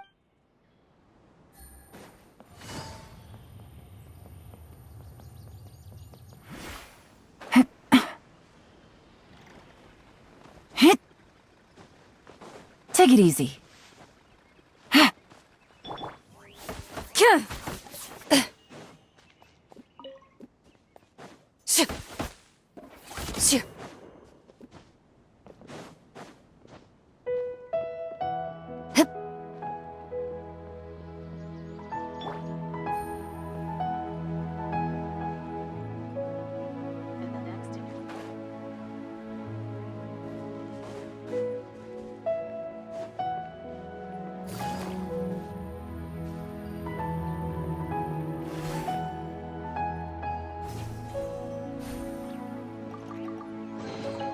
Treasure.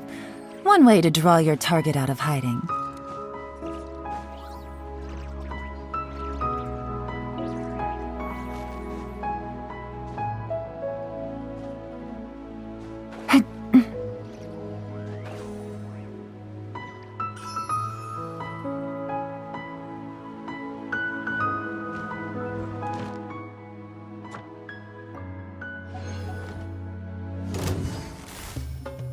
Busted. Ha! Gotcha. Cha! Ha! Ha!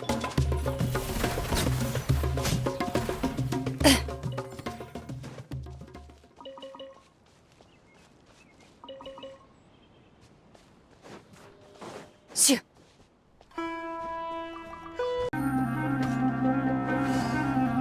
Quietly now. Things are about to get dicey. Gotcha. Cha! Shoo.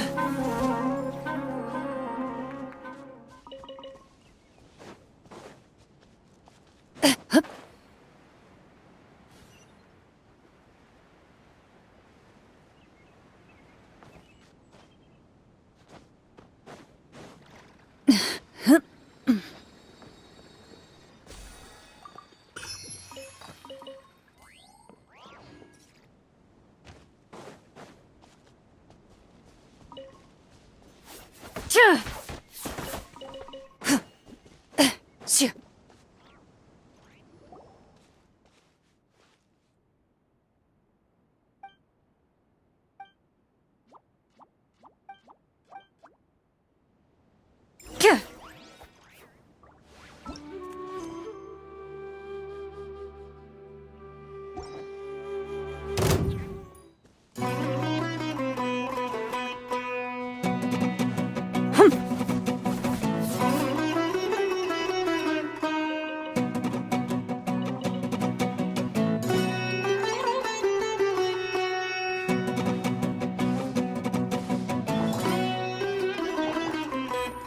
Quietly now.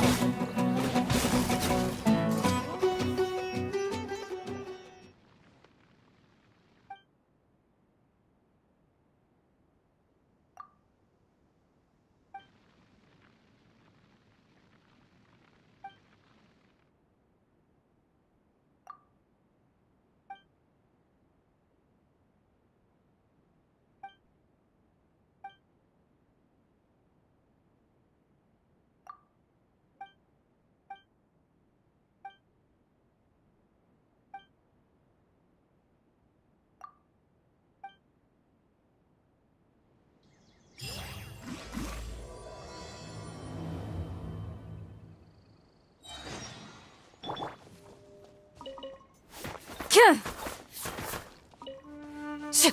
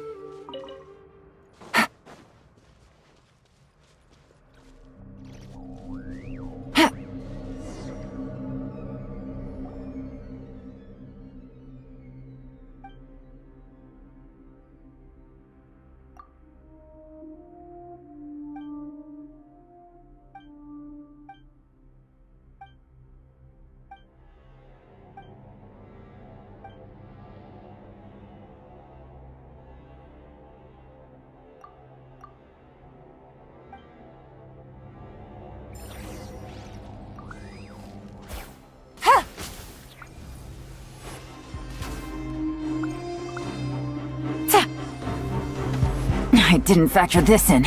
Take it easy.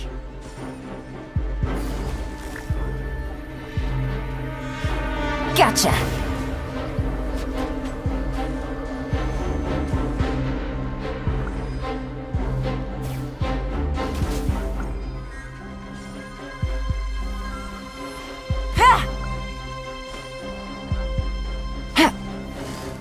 Busted.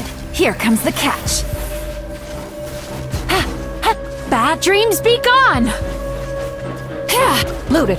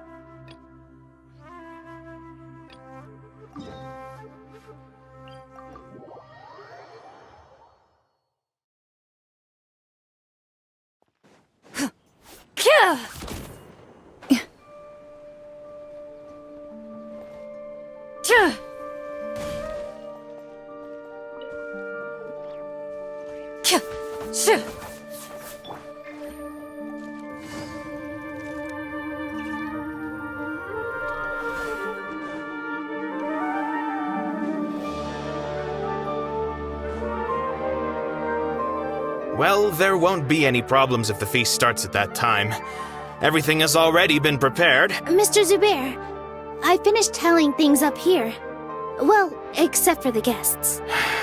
Is a simple reply really that much to ask of our guests? It's affecting our arrangement. Oh, it'll be fine. Besides, it never hurts to get things ready in advance. I was thinking the same thing. The feast will be held sooner or later, right? Hey, Nilu! Traveler, Paimon! We got your letters, so here we are! You're the best! The other guests haven't even replied yet. Huh? Are we the only ones that have Yeah. I had someone deliver letters to all of our guests. But maybe everyone is still busy with other— Look, I get it. Sumeru is in an extremely important period of trends. Nilu is Sumeru's #1 celebrity. If you consider enjoying Nilu's dances having good taste, because Paimon thinks That's right. We all think she's amazing too. Nilu is an absolute favorite among those of us who frequent the Grand Bazaar. For Outlanders, you have Master Zubair. Let's have a vote for the most outstanding audience members next time. I think— Nonsense! It is not for us to determine the value of an audience. But indeed, we could try giving gifts to people with particularly good taste. I heard there's a device in Fontaine called a camera that can record people's appearances as pictures. Such pictures would make superb gifts. Ooh, good idea. I wonder where we can find one. You guys are so funny. There's really no need for that. I'm satisfied just being able to perform here. There's always a lot going on at the Grand Bazaar. Yeah, and that's why I love it here. Traveler and Paimon, could you help confirm if the letters were actually If for some reason they didn't receive the letters, then please tell everyone that there will be a feast here. Yeah, we can also check out how everything in Sumeru is going.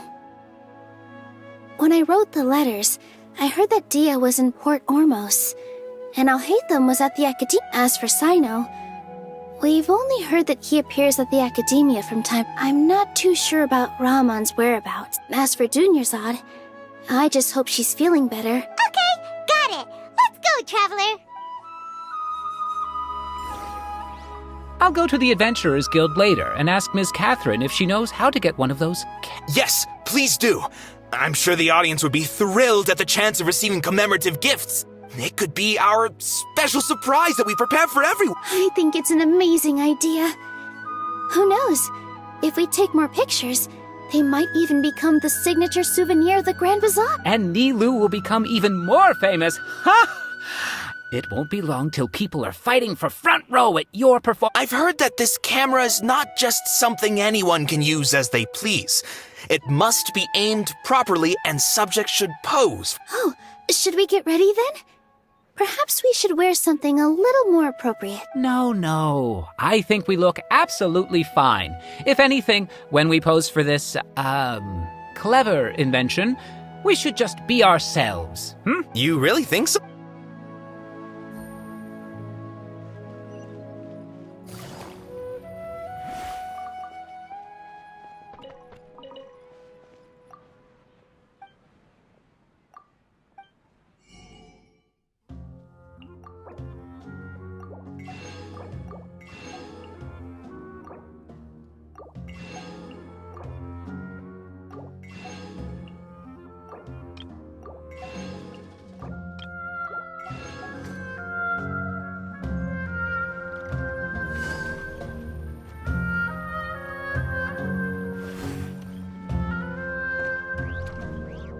Take it easy.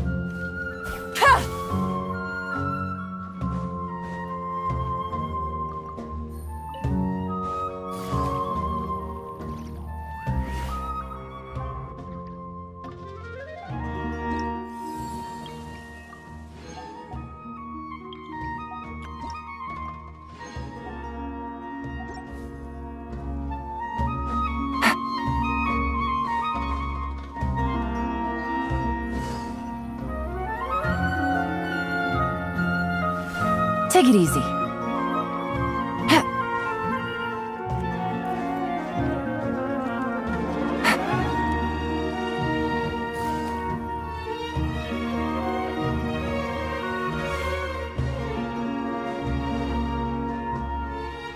Take it easy.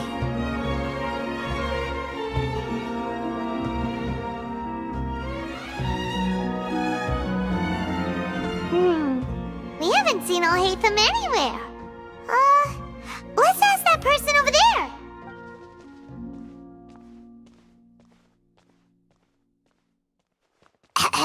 Hey there, have you seen Alhaitham around? Yes, it seems Scribe Alhaitham has gone to the House of Dana. You should be able to find him, but you're already the second group of people I've seen looking for him today. He must be quite the... Oh? Who else? Mr. Cave was just here asking about him. You wouldn't believe how terrible their relationship is. And now you two are... Don't tell me everyone's here looking for gossip about the Satan. No way. Ah, I see.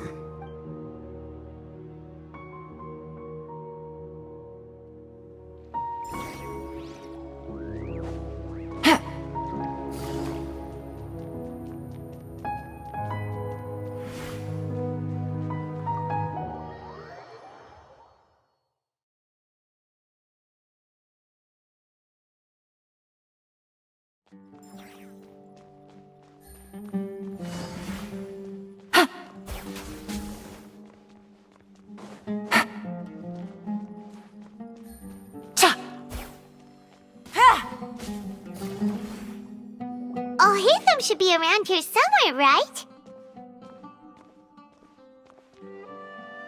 Oh, he's over there!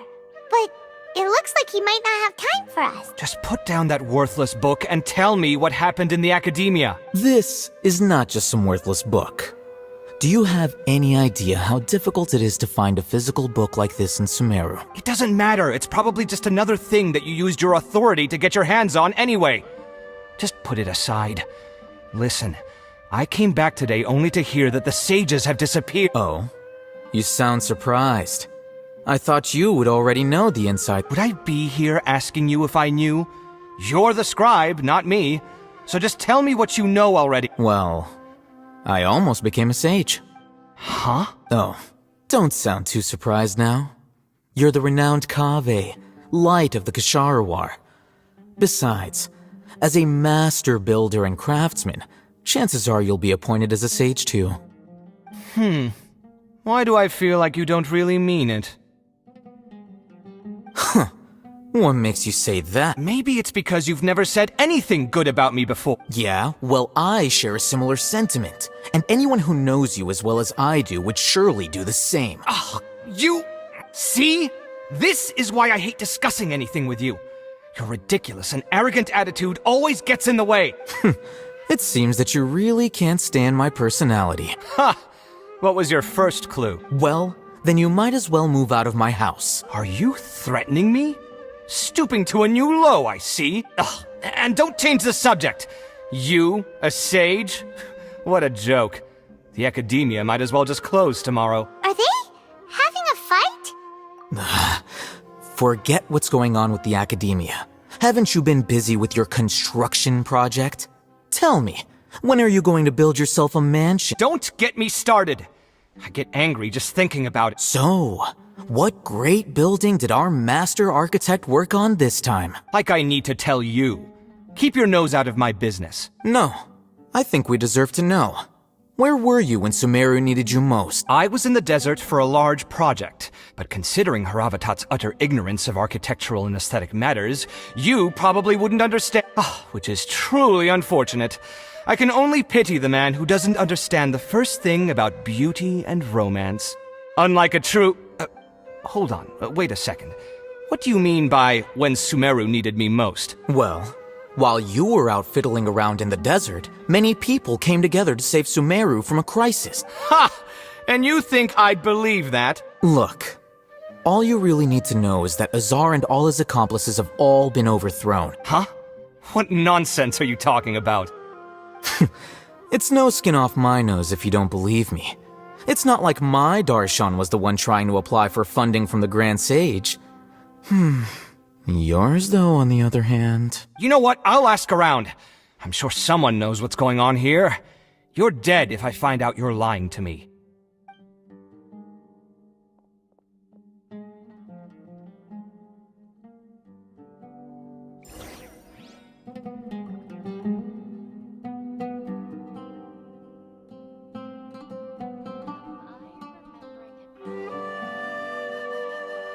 Take it easy.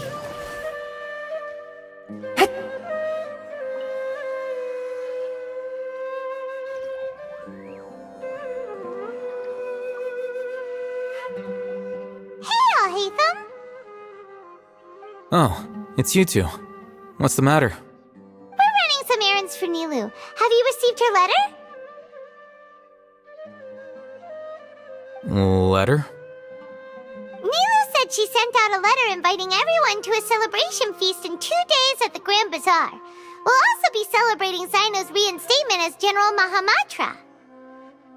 If she addressed the letter to Al-Haytham of the Academia, then the letter should have gone to my office.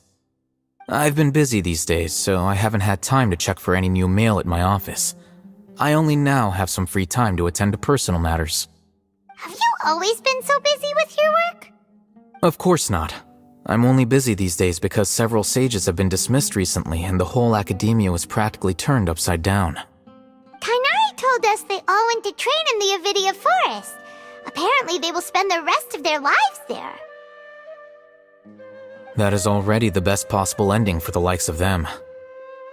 4 of the 6 great sages were possessed by their desire for power and attempted to create a new god. In order to pull it off, they even imprisoned the other 2 rational sages. To imagine such things could take place in the academia. I don't know where to begin. Yeah, you're right. Feels kind of strange to hear them called that after all this time. But then again, the 6 great schools sounded pretty impressive too. Yes, at least that's how they're supposed to sound. It's said that when the academia was first founded, the Dendro Archon herself established the 6 great schools, each representing one of the 6 different types of wisdom. Numerous Darshans have sprung up and faded. Only the 6 Darshans attaching themselves to the 6 great schools have stood the test of time and obtained permanent seats in the academia. Now, the 6 Darshans are nearly synonymous with the 6 great schools, and the leaders selected for the schools are the 6 great sages. Among the 6 great sages, there is one central leader, the Grand Sage. Unfortunately, only the sages from Vahumana and Amorta remain now. They were imprisoned for opposing Azar and were only rescued after Azar's downfall. So who's managing things in the other 4 schools now? Do they need to find someone new? Yes. Normally, new sages are selected based on a strict set of criteria. Oh, didn't you just say something about becoming a sage? If they pick you, then we'd have a huge connection in Sumeru. Yes, about that. You didn't let me finish my sentence. The person in charge of personnel affairs nominated me to be the Grand Sage in place of Azar and help Lesser Lord Kusanali manage the academia.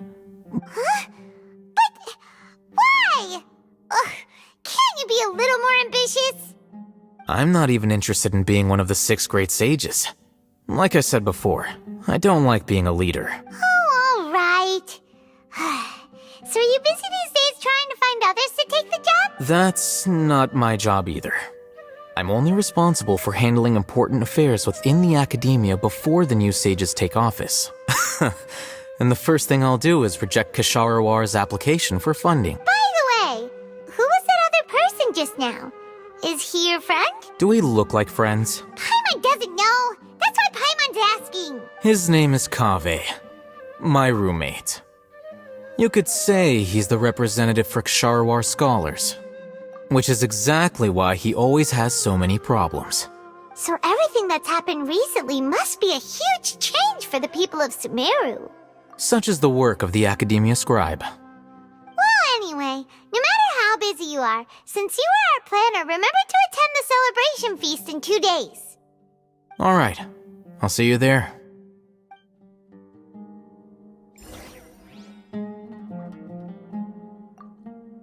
The House of Dana is the last quiet place in the whole academia now, but...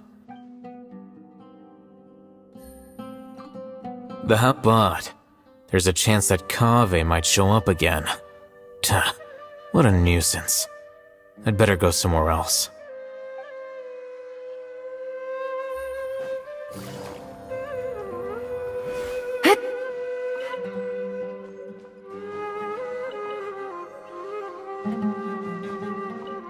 Maybe I'll borrow something to read.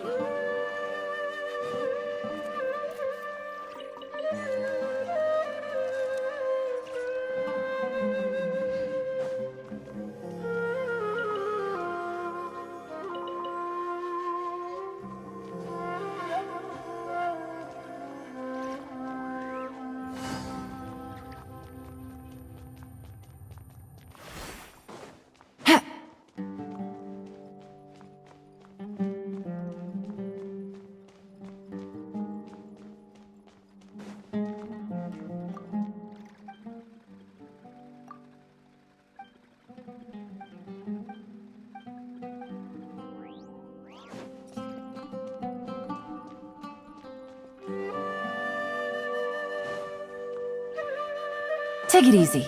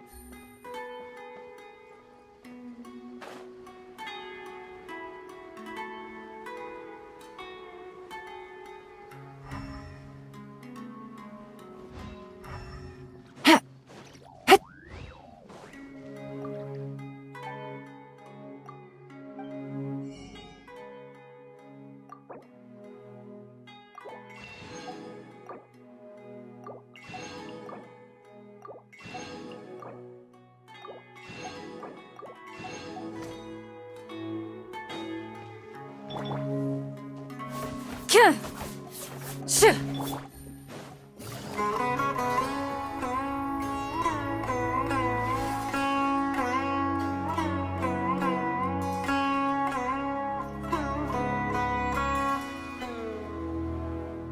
is Port Ormos.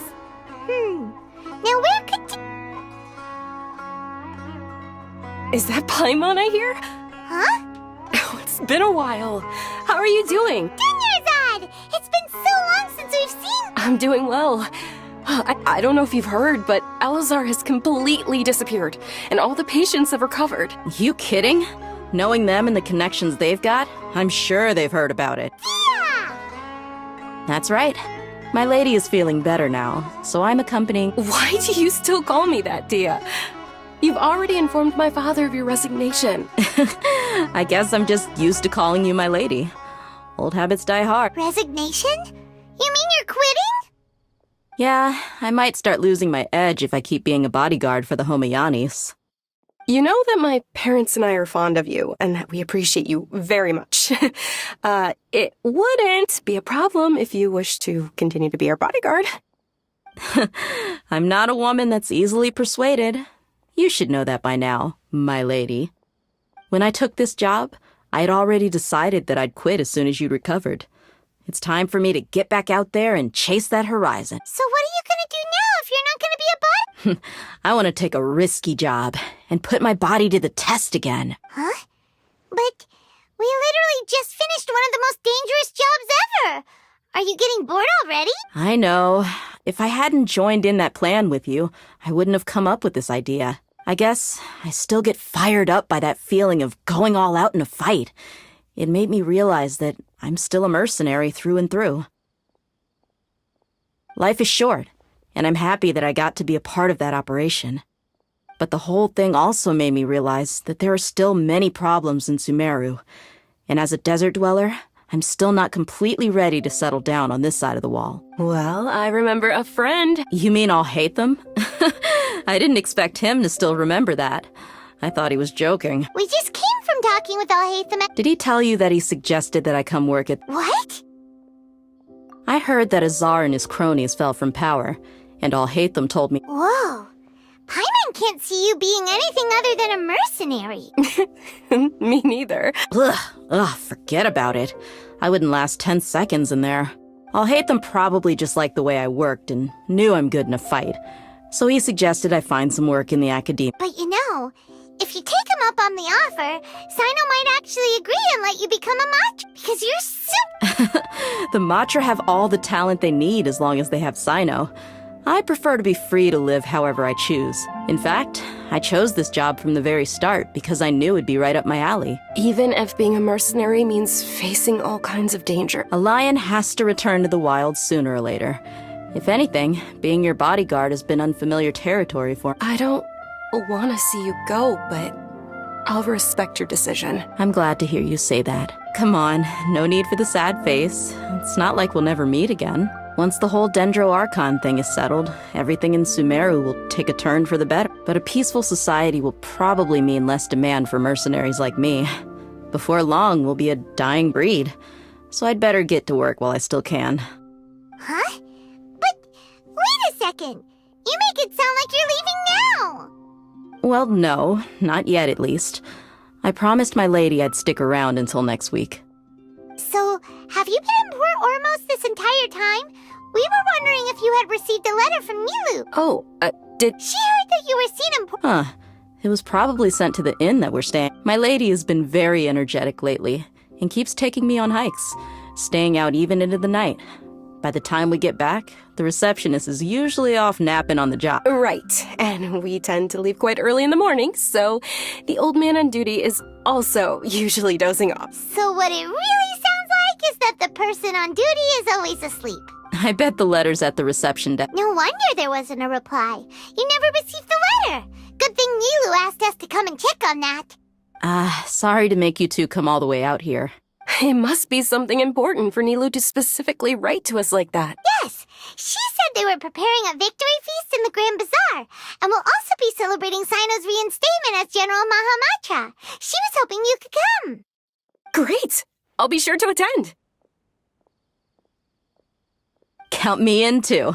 But is there some sort of dress code or anything for the feast? Can I just show up looking like this? Since it's being organized by Nilu, I don't think she'll be too picky about that. If anything, I think she wants to see us as our most natural selves. All right, then this is how I'll show up. The feast will be held in 2 days, so don't forget. Sure. Thank you so... Oh, by the way, do you happen to know where Sino and Rama... The General Mahamatra always comes and goes without a trace. Normally no one knows his where. Oh. But last time we met, he mentioned that he had something to do in Aru village. As for Raman, your guess is as good as mine. I only remember he said that he had something to discuss with Sino. You can ask Sino when you meet him. Don't mention it.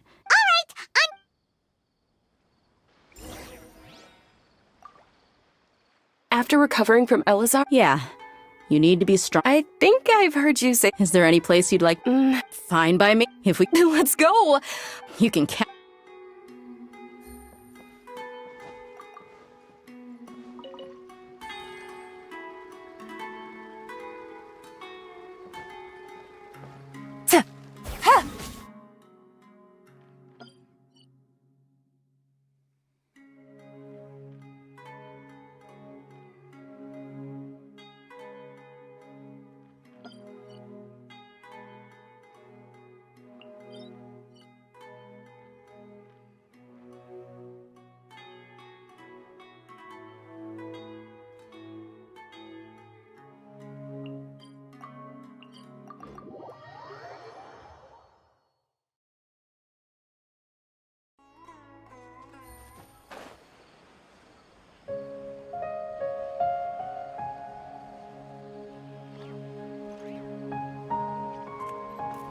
Yeah.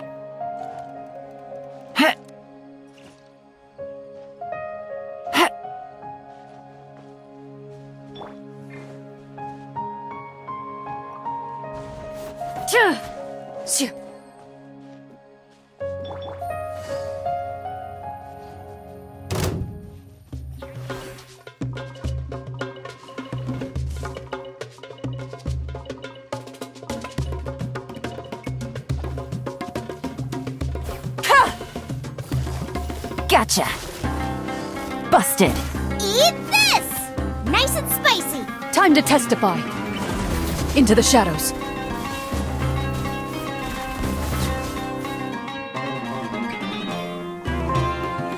If these items are unclaimed, we may take... Take it easy.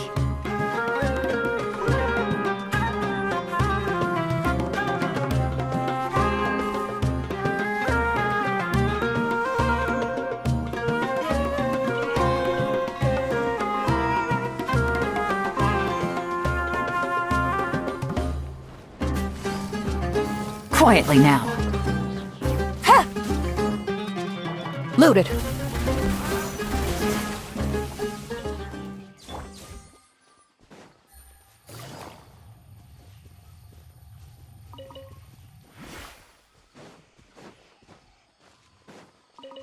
Take it easy. Take it easy.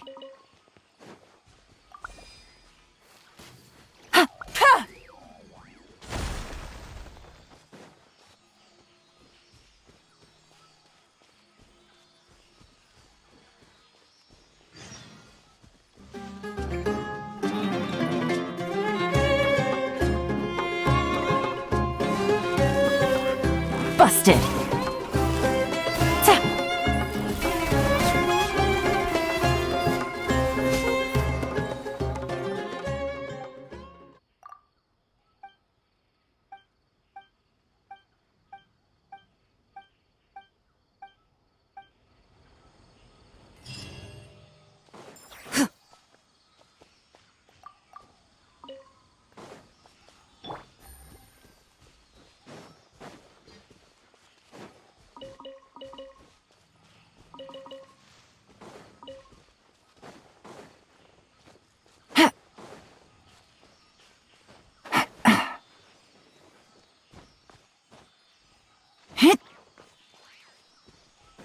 Take it easy.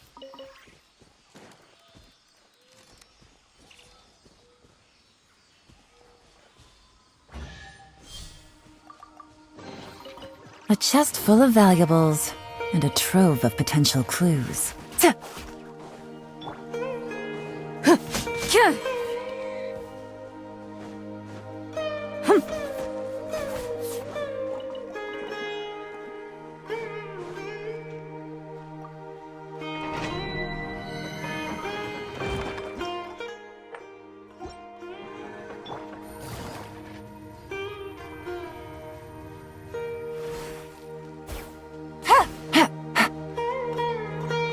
Take it easy.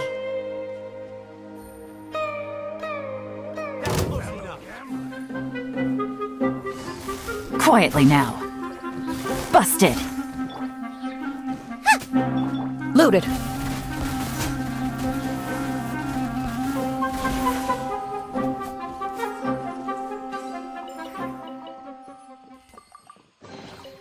If these items are...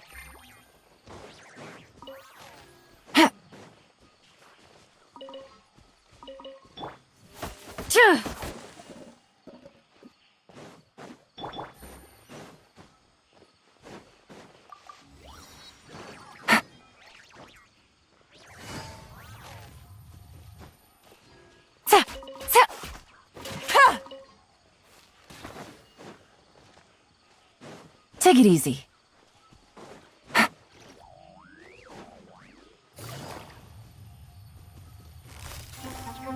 Gotcha. Quietly now.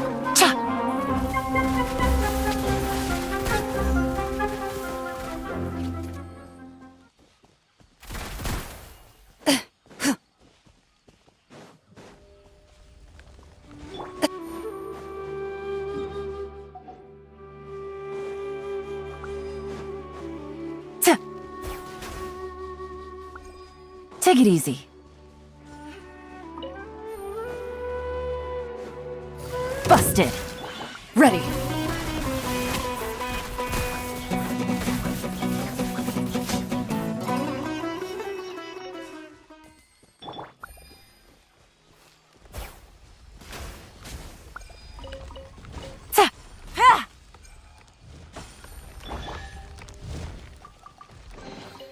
First to find gets to stake their claim. Seems fair.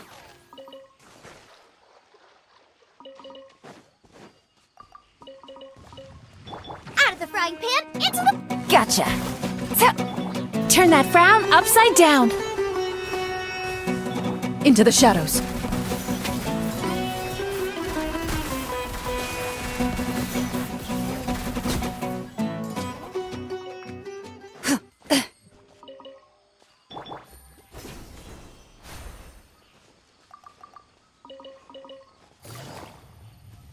Want a taste of my hammer?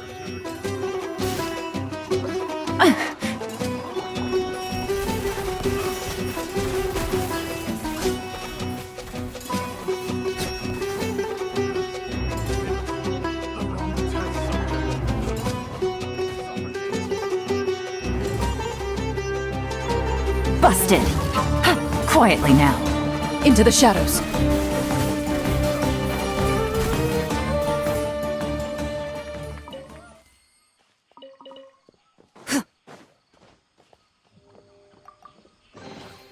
First to find gets to stake their claim. Seems fair.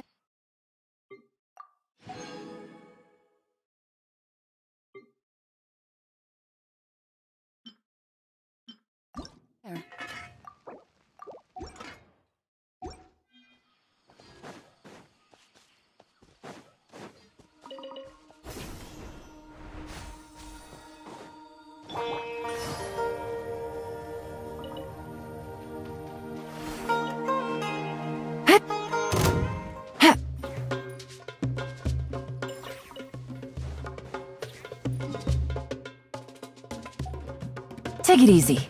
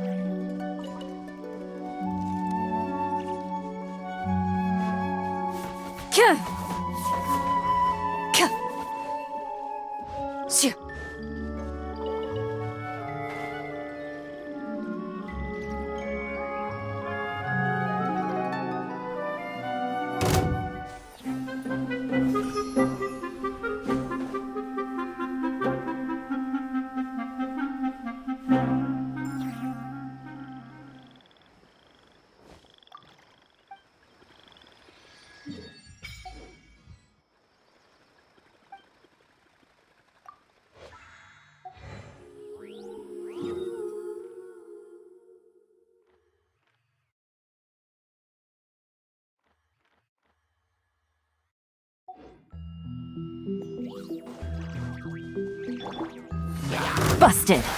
Quietly now. Ha! Loaded.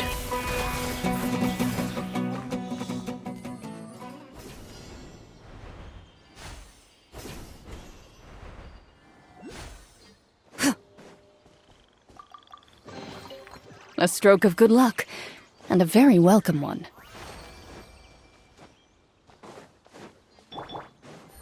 That's close enough. Busted. Things are about to get dicey.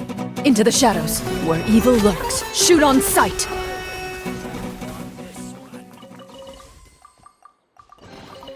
A stroke of good luck.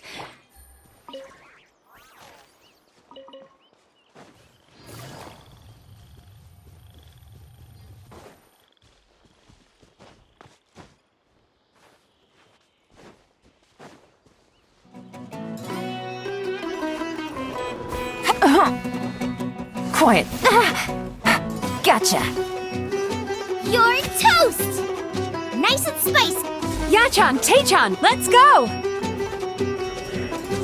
Time to relax. Busted. Game's up. Fun's over. Ready.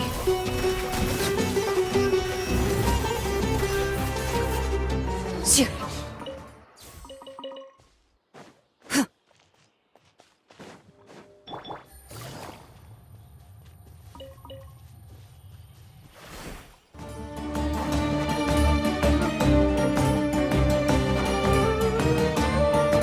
Take it easy.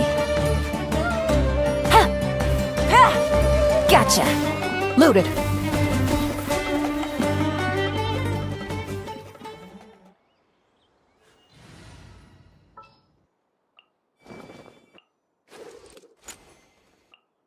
I'll take care of...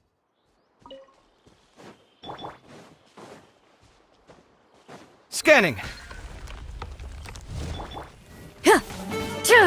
Turn that frown upside down.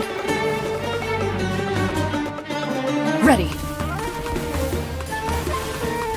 Ugh.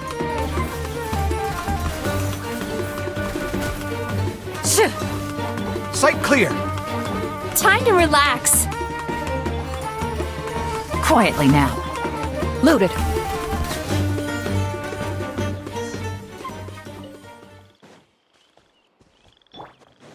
Scanning. Ha. Tor! Come at me.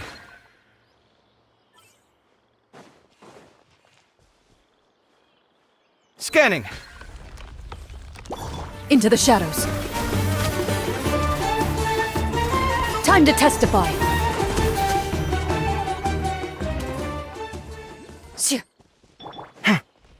Sight clear.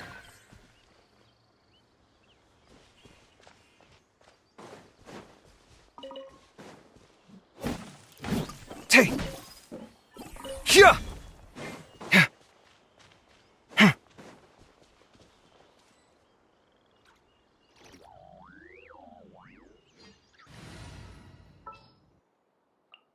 I'll ensure you. Ta!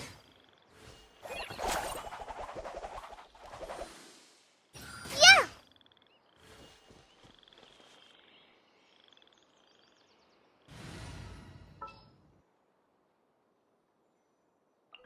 I'll bring my seat.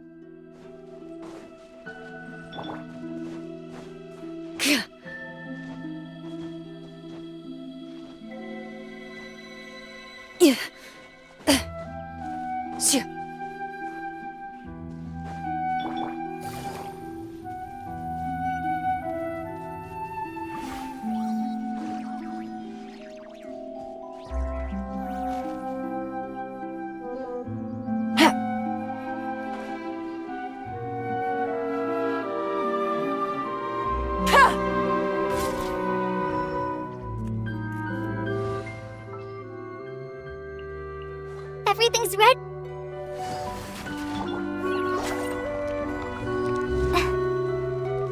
Ha!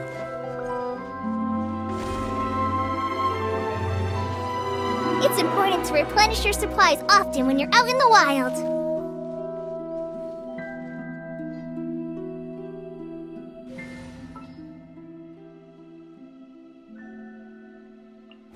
I can't wait any...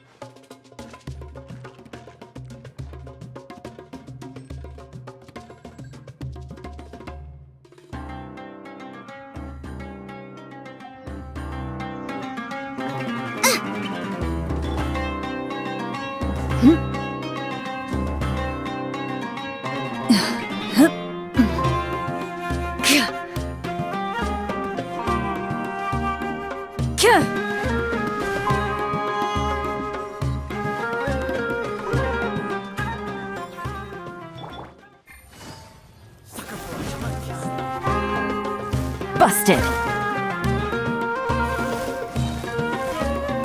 Quietly now.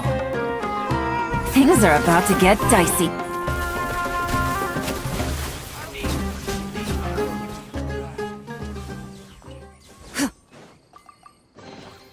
First to find gets to stake their claim.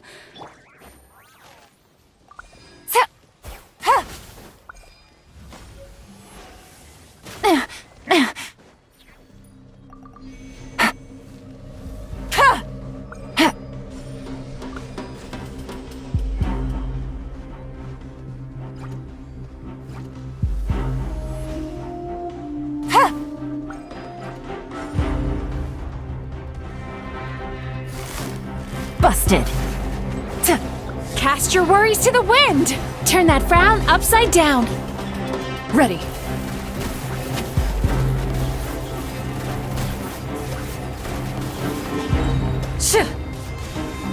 Hunt them down. Gooba, get them! Gotcha. Game's up. Fun's over. Looted.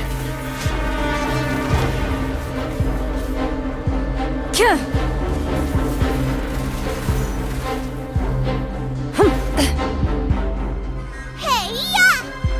Nice and spicy! Quietly now. Ready.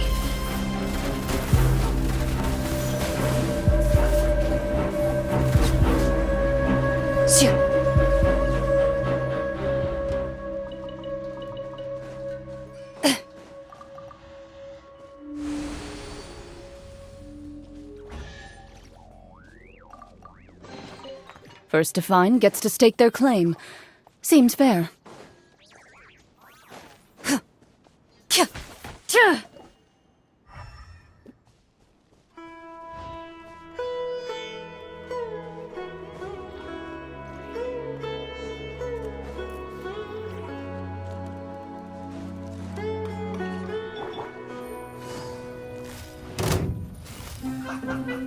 Busted.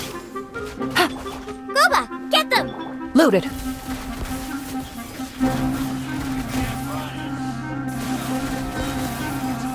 Time to testify. Quietly now.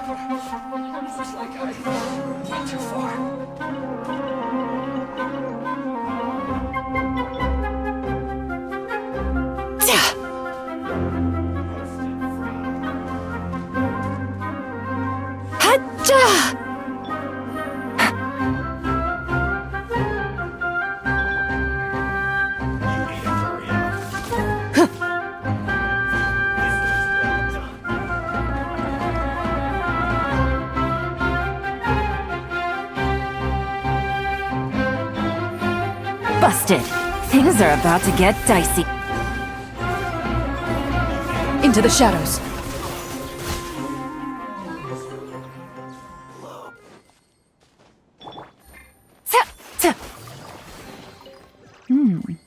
Easy money.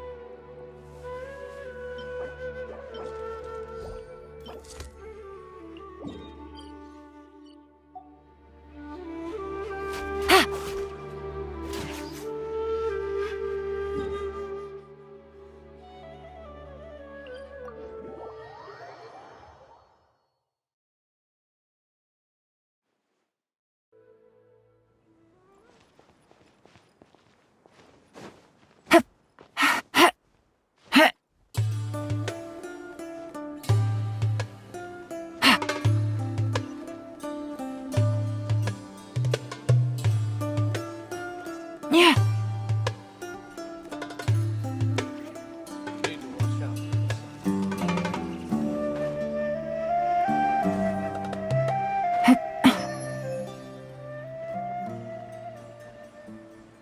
Yeah.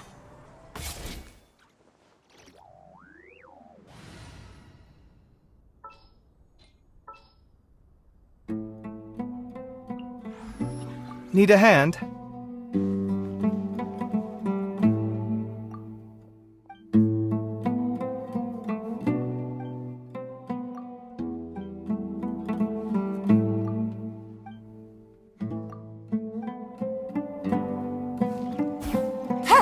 Yes, you were right.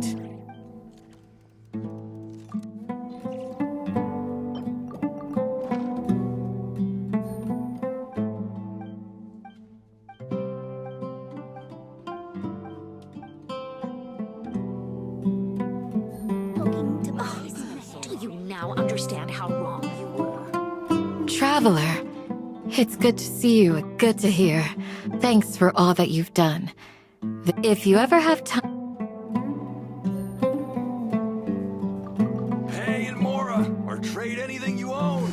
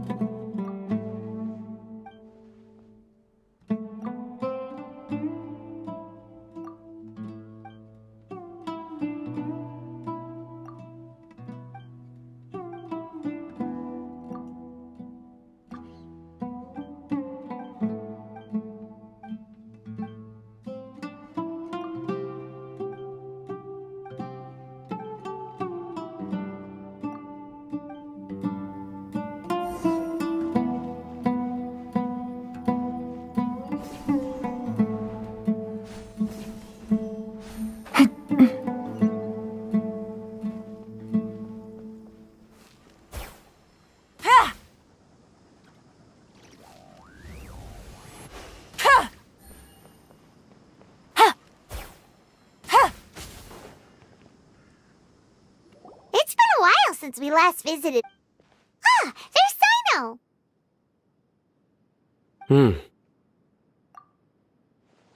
What brings you here? We recovered well, and Tighnari agreed to let us leave, so now we're out and about again. It seems Gandharvaville's medical treatment is still as good as ever. And Tighnari is recovering well. That's good to hear. Yeah, you're the one who brought us to him when we lost consciousness, right? Thanks for that. You're welcome. Tighnari has excellent medical skills, and Kale is quite attentive. It was the best place for you. But why are you just standing here like a dead tree? I'm meeting some people. Oh, you mean Candace? I've already talked with Candace and the village chief. They're still at the usual place. You can go there if you'd like to see them. But you know one of the people I'm meeting as well. Oh, by King Deshret's blessing, my friend suddenly appears in the desert. Don't tell me you've run into trouble and need us to— Roman! And, Sataria? Oh, you know me? Oh, well, pretty famous in the academia. Don't worry, these are our friends. No need to be so guarded. I see.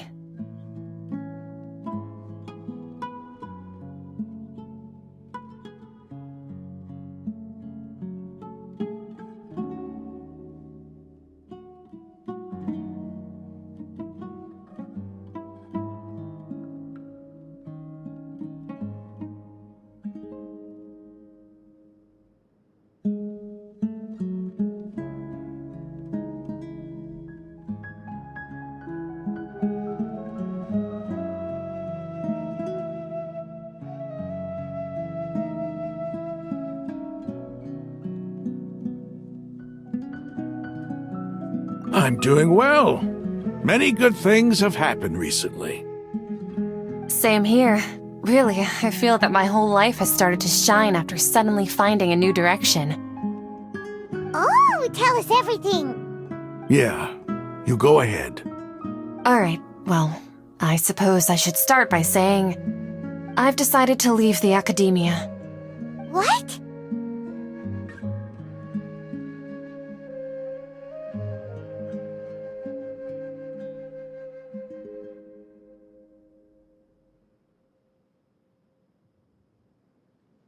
It's not that I've given up on being a scholar. Instead, you could say I've found a new identity. I will no longer pursue research like a typical scholar, but I have not completely given up on my relationship to knowledge either. I can see what you're saying now. What do you mean? I plan to leave the academia and return to teach here in the desert. Wow, so you want to become a teacher? Setaria will return to support education here and teach people from the desert. She can't teach everyone on her own, but there are many of us Eremites all over Sumeru. She came to discuss a collaboration with me and hoped that I could bring her ideas to the Eremites. Yes, it's my hope that the Eremites can help me select a group of smart people with the best aptitude for teaching. I'll teach them, and after they've finished learning from me, they can go educate more people. That is the true meaning of education and the spreading of knowledge. The people of King Deshret suffer from sandstorms, exile, and ignorance. Miss Setaria is more than welcome to come teach here. The stars have always guided caravans, thieves, soldiers, and travelers who get lost in the night. They lead those in the dark out of trouble and back to safety. Oh, please. Where's all of this coming from? I'm starting to feel a little embarrassed. You deserve these compliments. Mercenaries are accustomed to danger and don't fear death, which is why we recognize extraordinary actions that common people would easily overlook. Setaria's idea will bring much good to many people. At first, I feared it was destined to fail. Everyone knows that the academia doesn't allow scholars to teach in the desert without permission. As you know, all knowledge is under their surveillance and control, and very few desert dwellers are as lucky as me.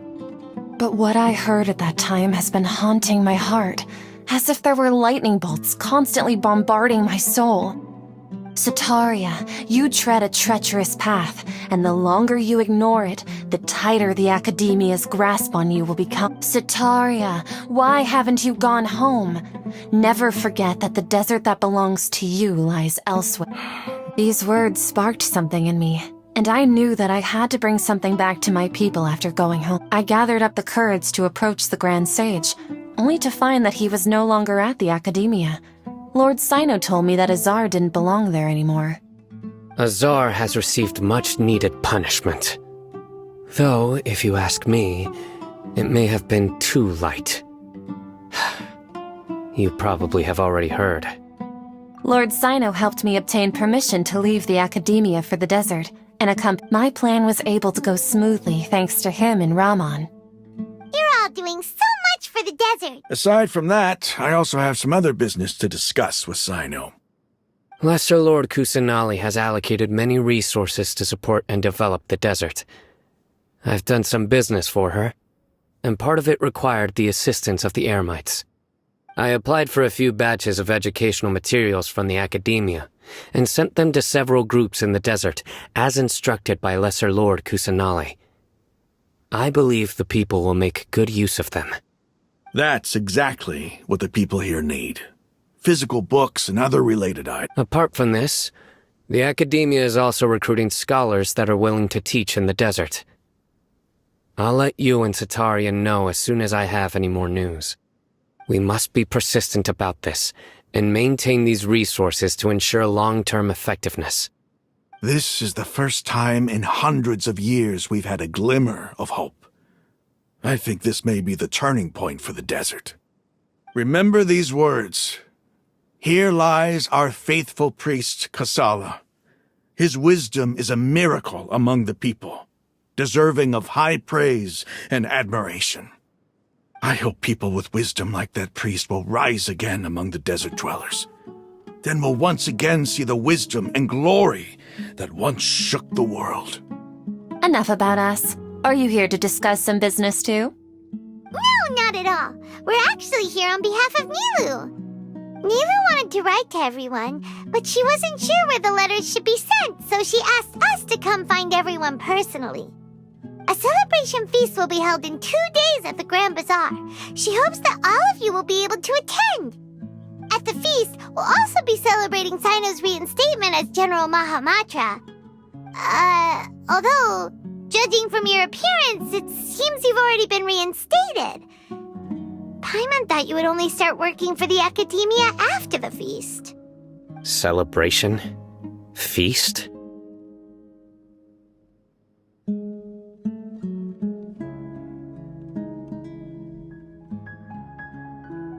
It's the first I've heard of. Tighnari was right. This feast...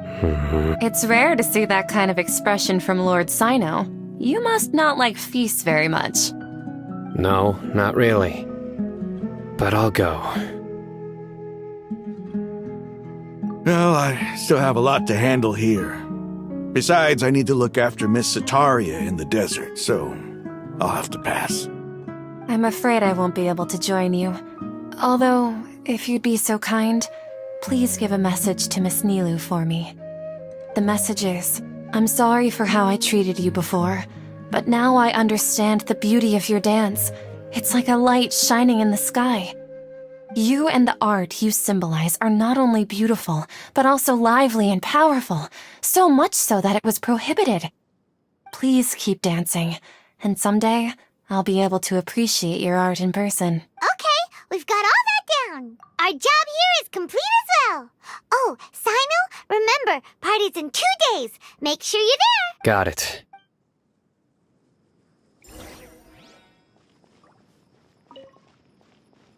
Take it easy.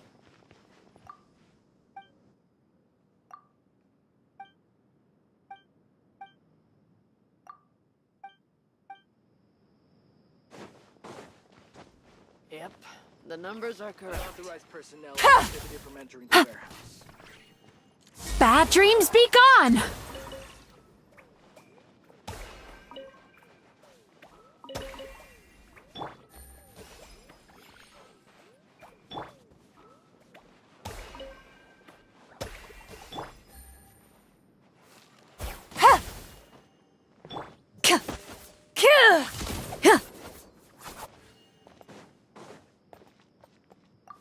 Yep, the numbers are correct.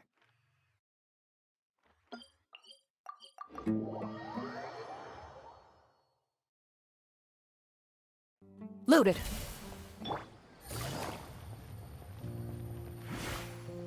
Add Ash. Thank you for.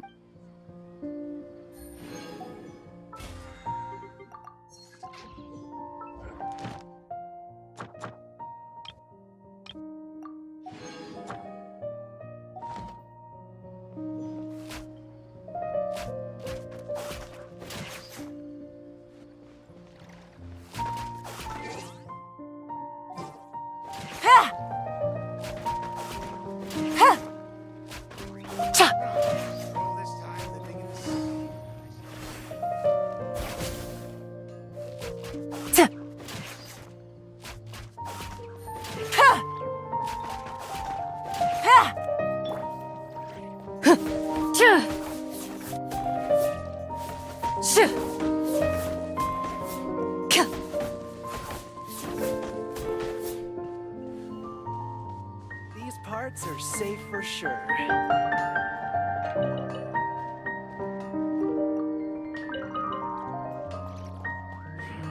Am I trying too hard?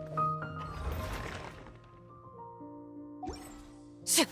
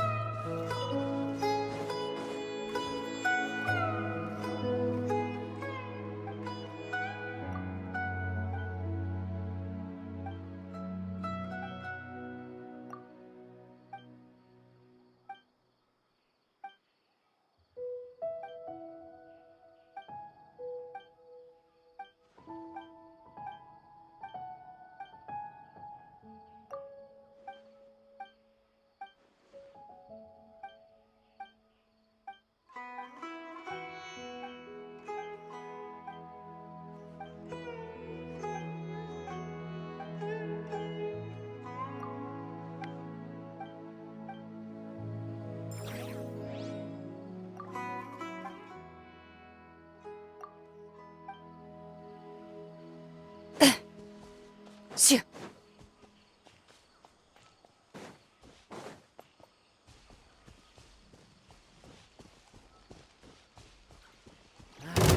A new punch.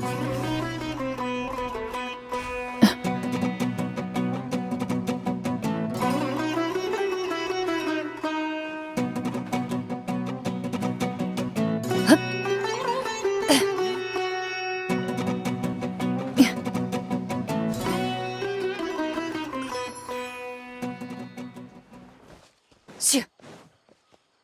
Huh. Into the shadows. Hit.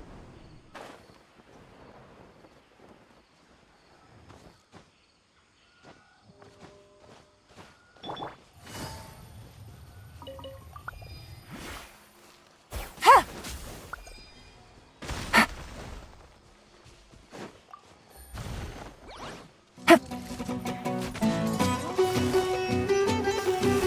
Quietly now. Ready.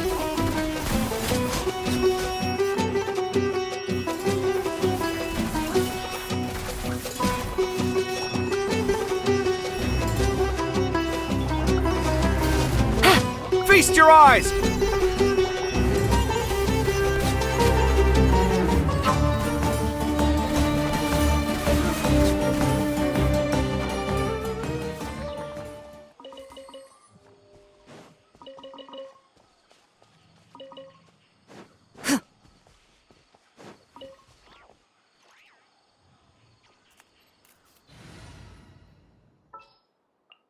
I can't wait.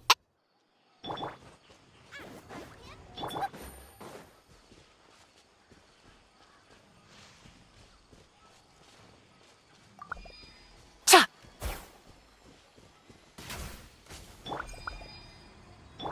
Gooba, get them!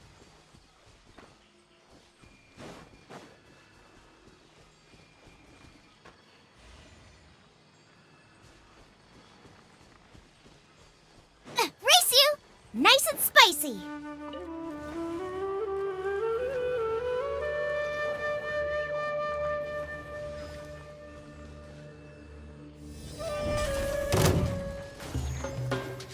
Here comes the catch. Ta! Ta! Sweet dreams! Hunt them down. Loaded.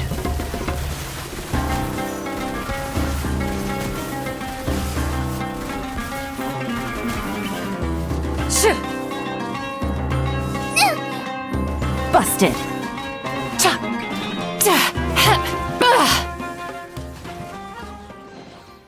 Sometimes the best medicine is a little extra more in your pocket.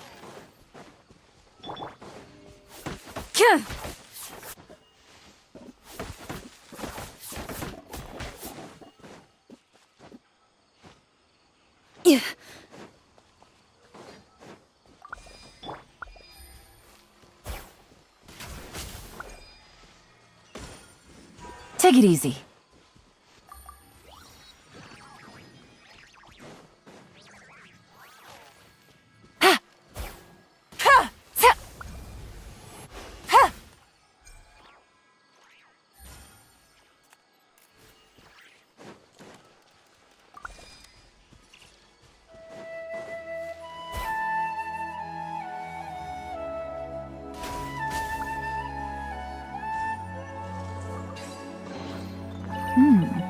Easy, man.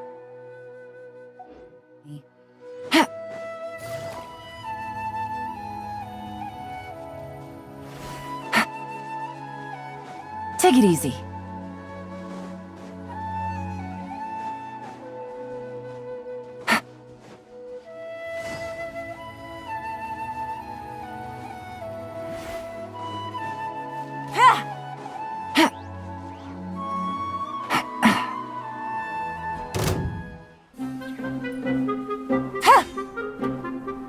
Take it easy.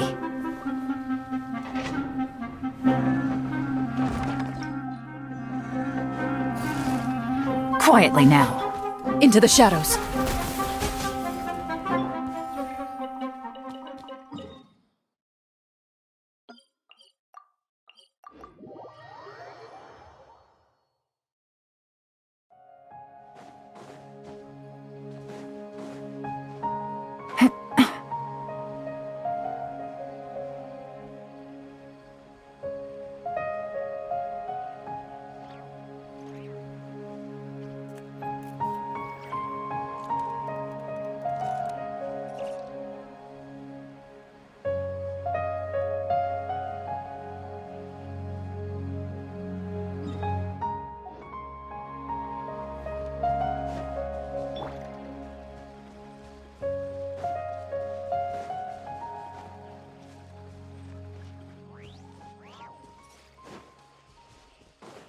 Out of the frying pan, into the fire! You're toast!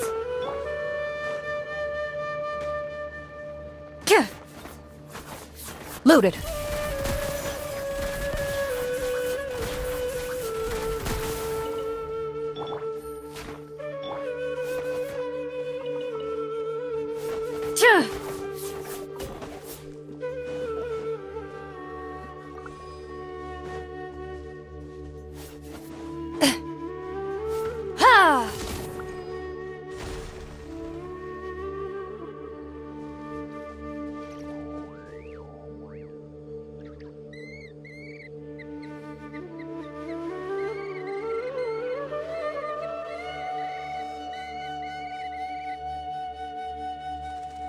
Gooba, get them!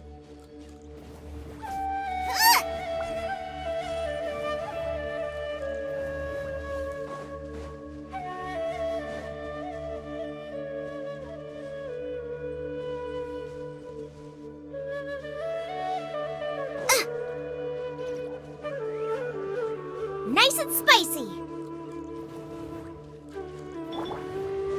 Into the shadows.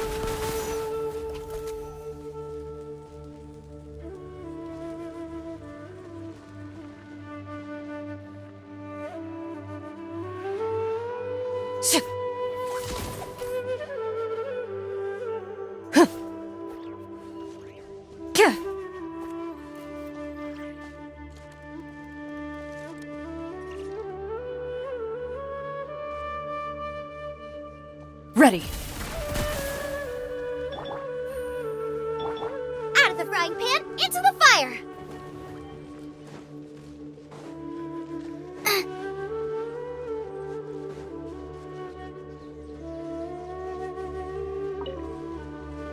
Race you!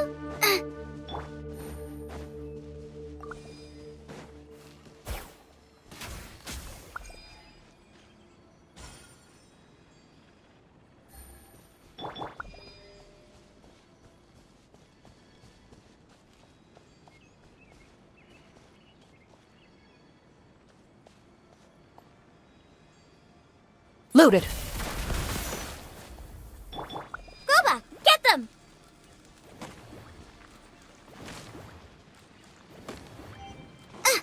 Race you! Easy money. Turn that frown upside down.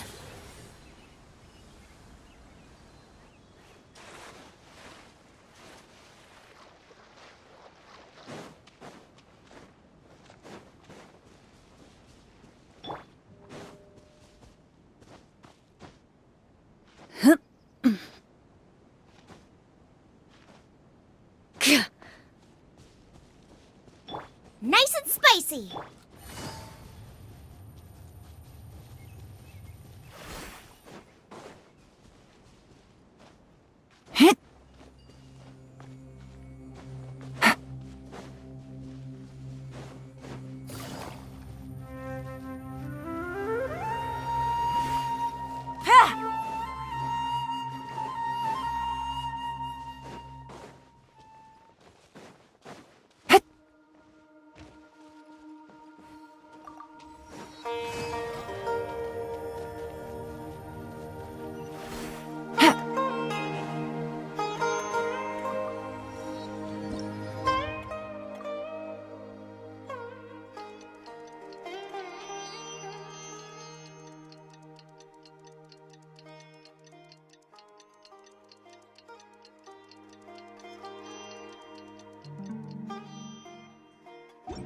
Today's the big day! Let's go to the Grand Bazaar and see how the celebration's coming along.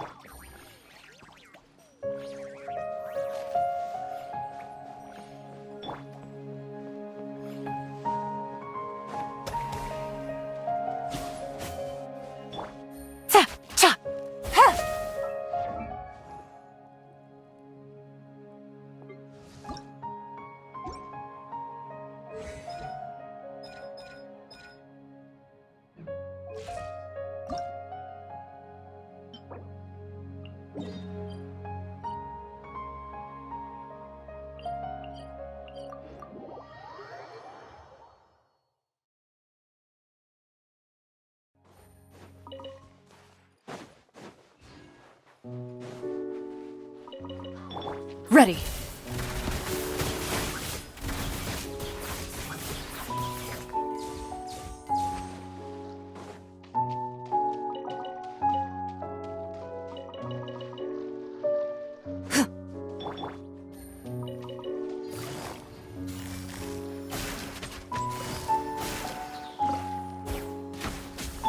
Loaded.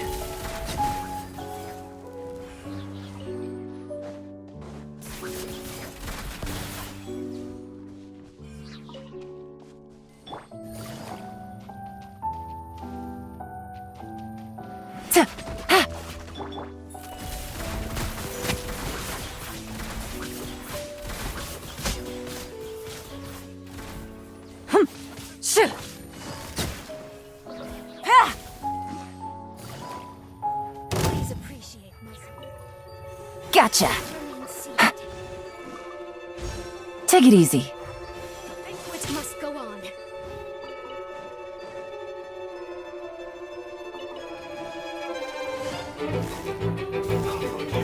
Things are about to get dicey. Out of the frying pan, into the... Time to testify.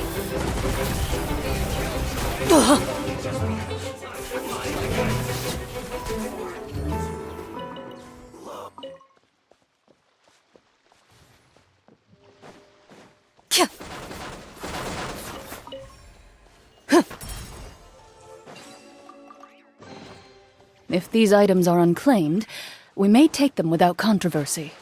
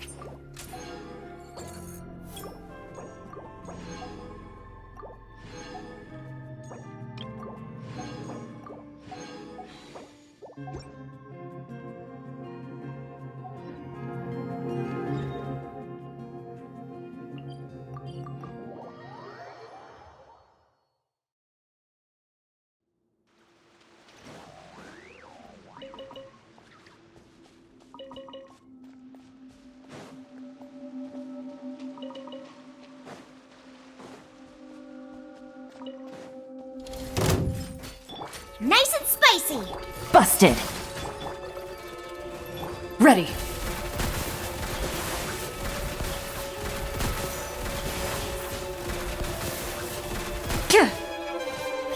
Out of the frying pan, it's Sweet dreams!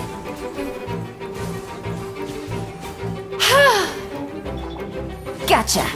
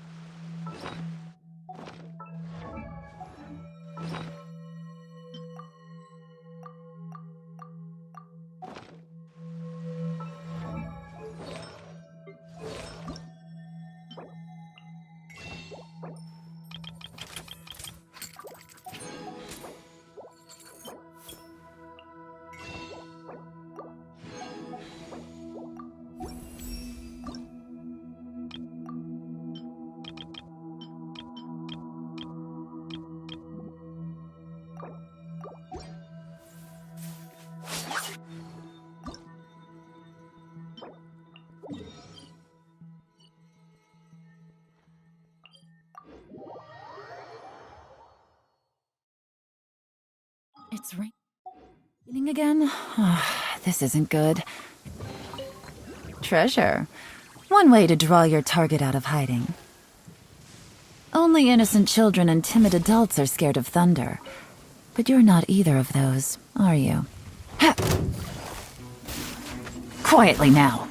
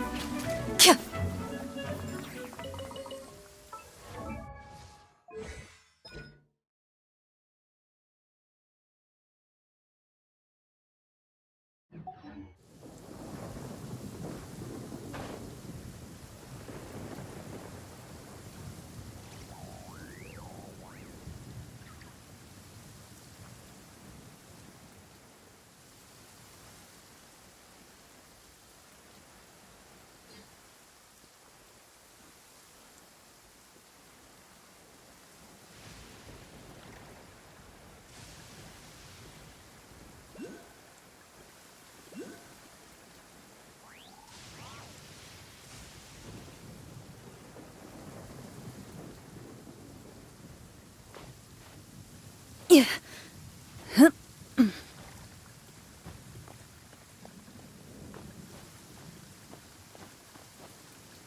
Yeah.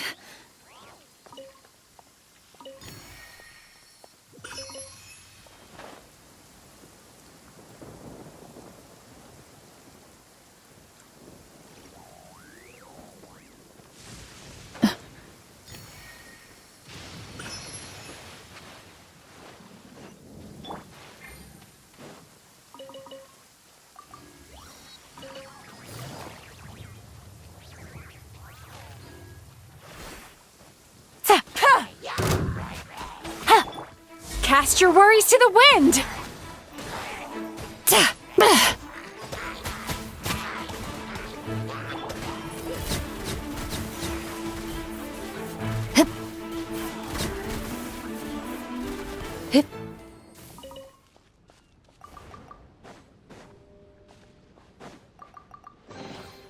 First to find gets to stake their claim. Seems fair.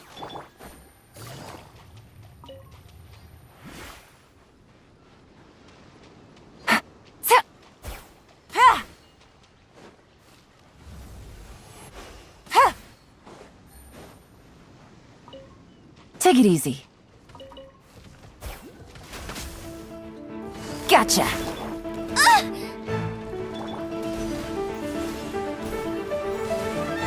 Game's up. Fun's over. No. Quietly now. Loaded.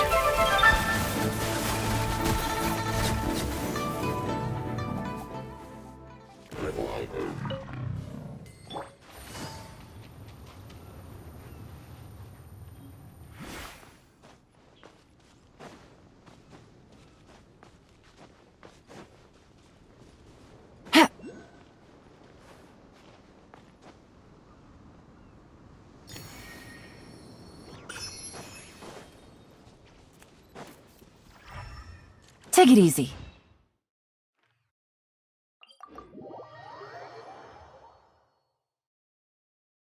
It's raining again? This isn't good. If the rain washes away the traces, it's gonna set us back a long way.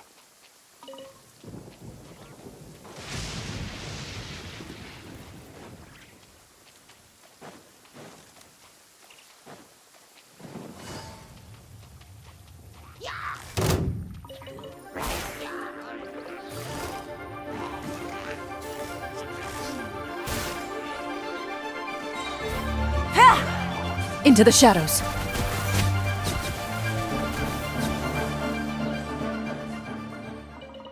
First to find gets to stake their claim. Seems fair.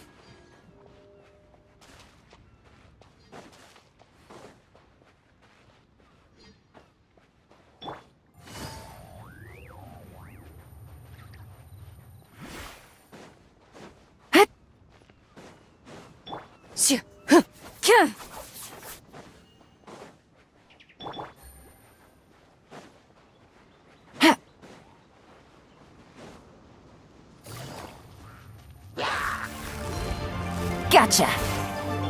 Nice and spicy! Yachan, Taechan, let's go! Turn that frown upside down. Eat this! Now I got stomach cramps.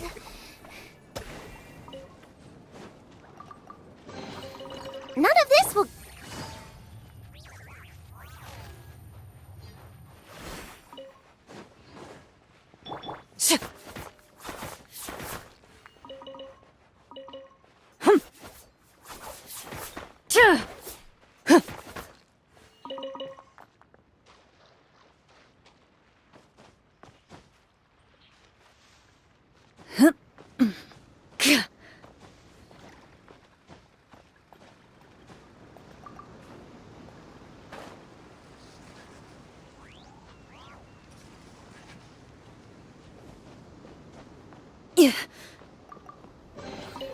If these items are unclaimed, we may take them without Busted! Things are about to get dicey. Gotcha! Hunt them down!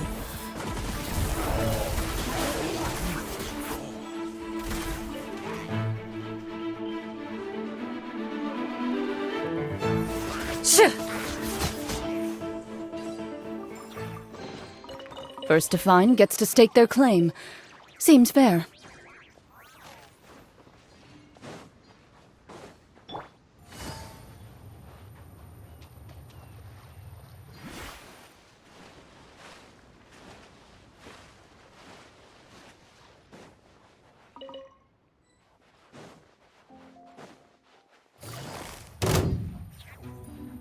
Busted! Take it easy.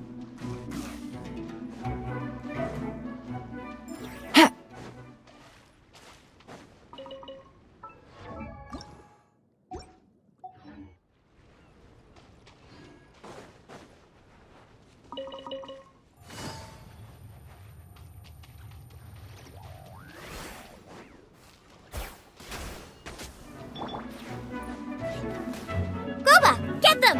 Bad dreams be gone! Sweet dreams!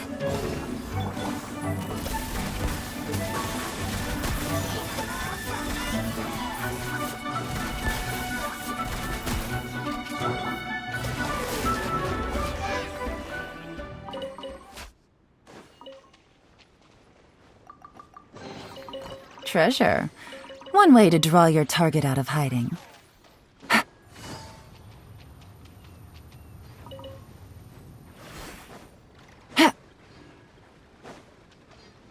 Take it easy.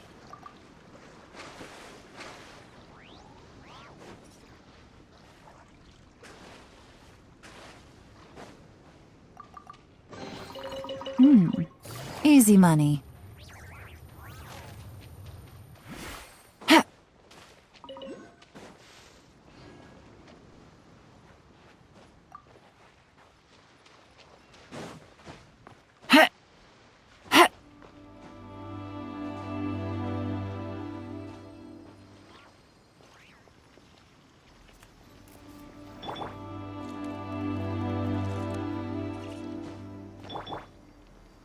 kind and relax.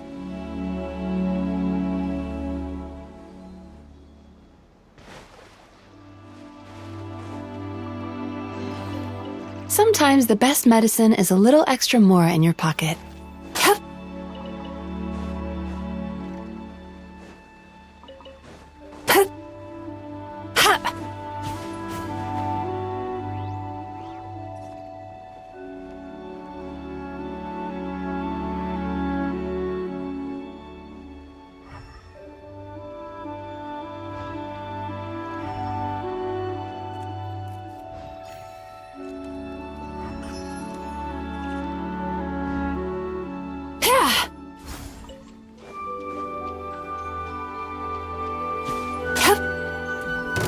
Game's up. Fun's over.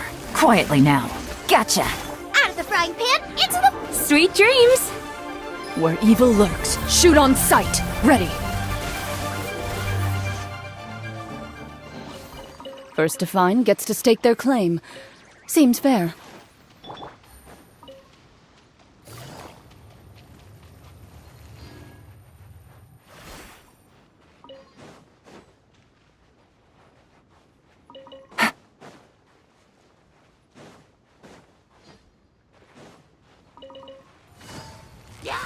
Busted. Gotcha. Into the shadows.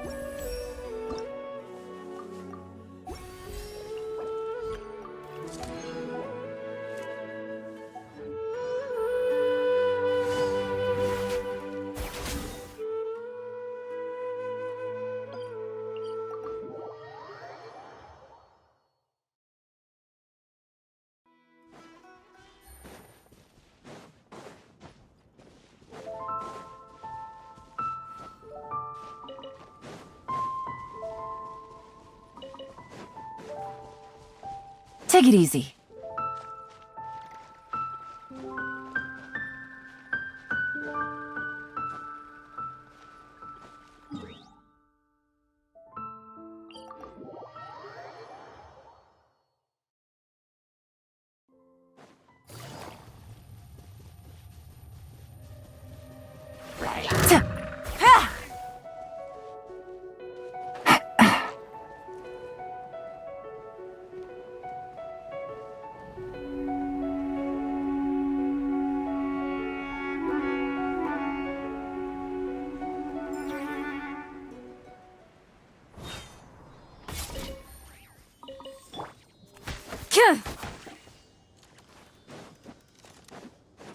Ready.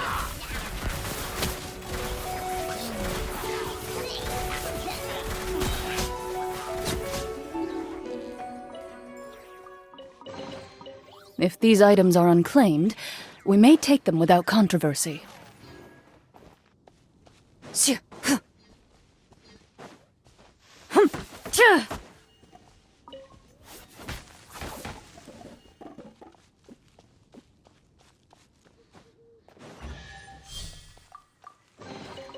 First to find gets to stake.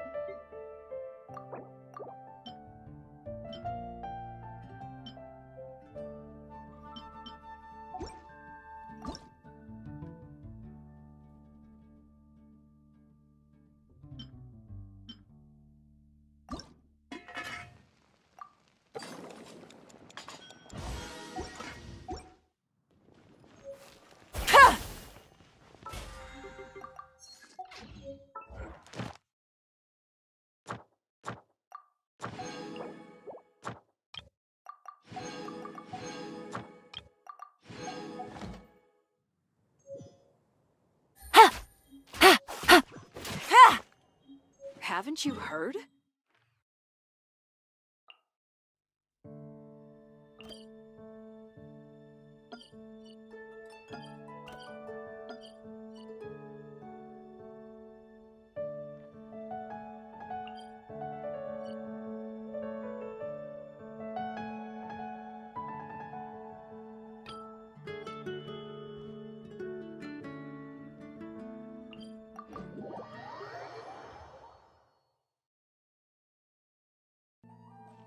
Take it easy.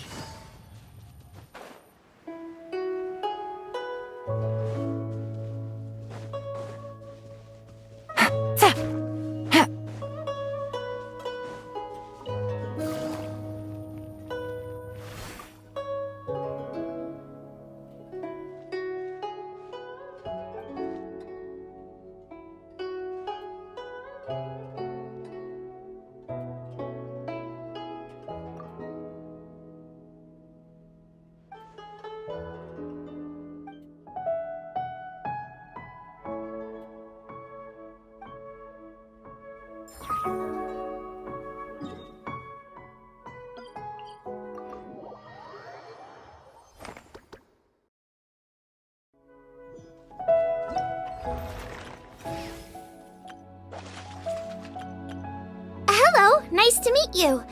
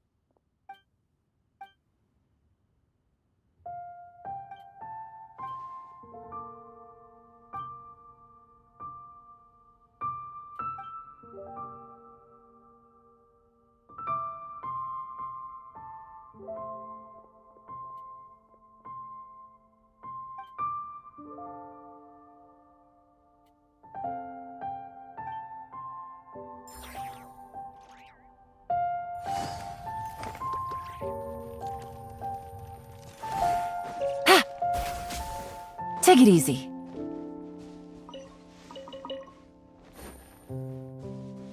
Cha! Shoo!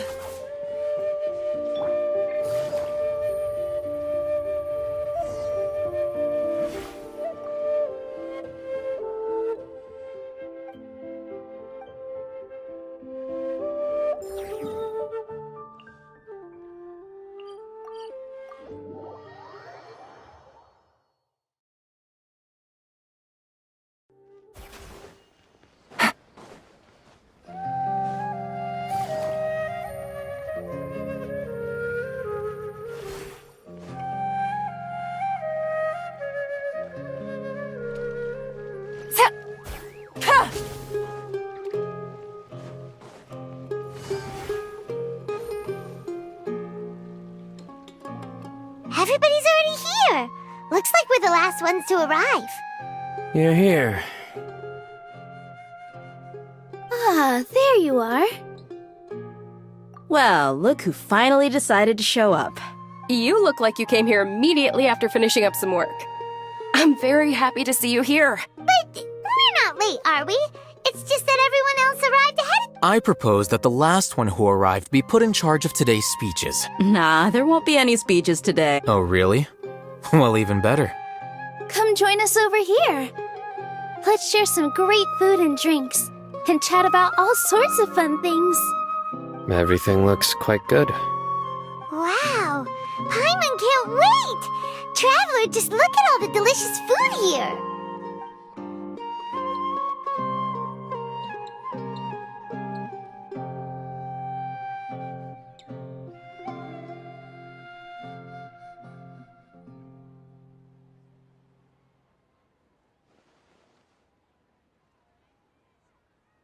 Whoa!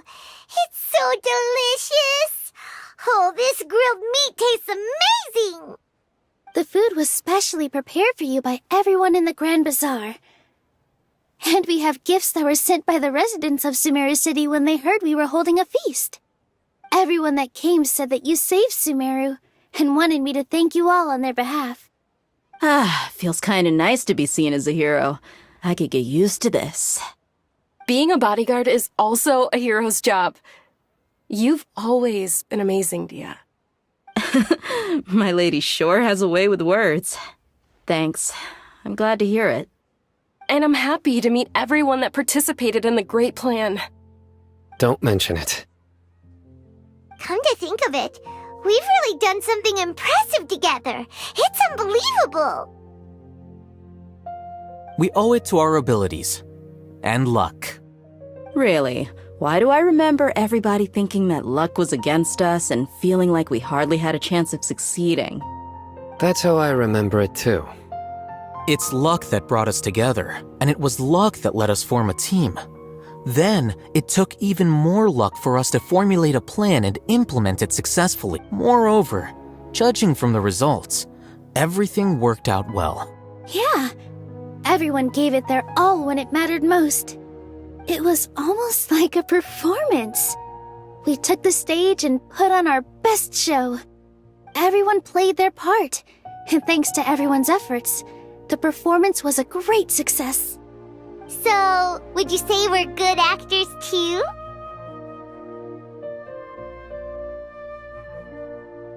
It's such a blessing that Lesser Lord Kusanali was able to return to power at the Academia. Yes, even after being abandoned and neglected so many times, she's finally returned.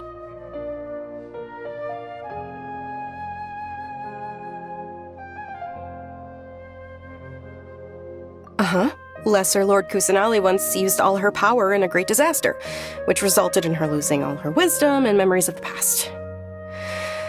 The Academia basically abandoned her because of it. This should be something everybody should remember.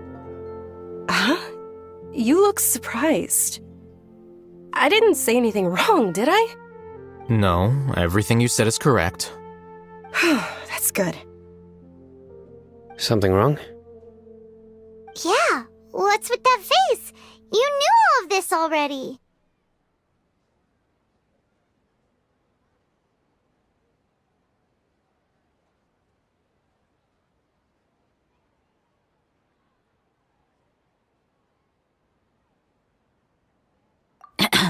Even if those two giants of the Academia are here, I still have to say it.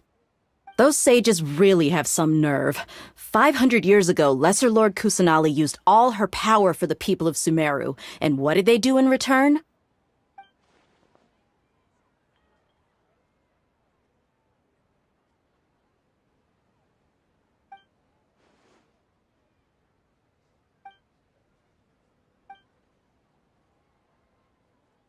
If you bite the hand that feeds you, don't act surprised when it turns into a knuckle sandwich, right, Sino?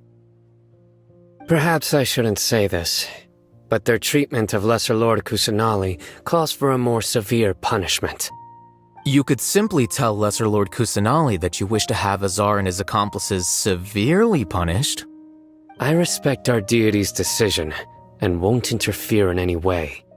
While we're on this topic, why didn't you accept the Academia's invitation to become the Grand Sage? Are you trying to say that I'm fit to be a sage?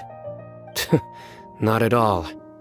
But every person handling the selection process has said that you are the most suitable candidate to lead the Academia right now. Why? Because he dethroned Azar from power? Could you try to put it another way? This is a good thing, yet you're making it sound like I overthrew Azar for my own personal gain. But seriously, though, I always wondered if you had some personal motives behind it. I did have my own motive, but it had nothing to do with being a sage.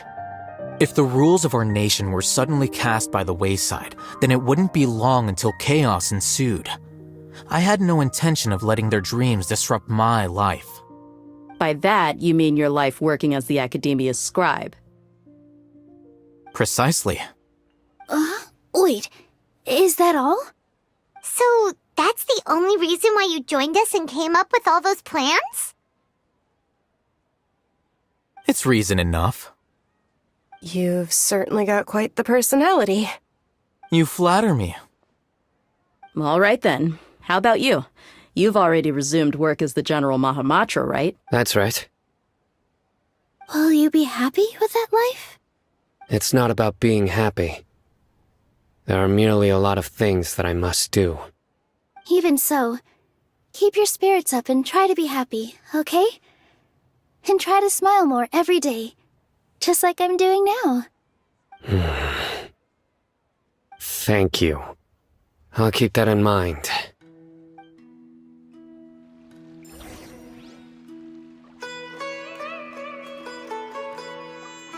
I seldom participate in such lively gatherings, but the atmosphere here is quite good.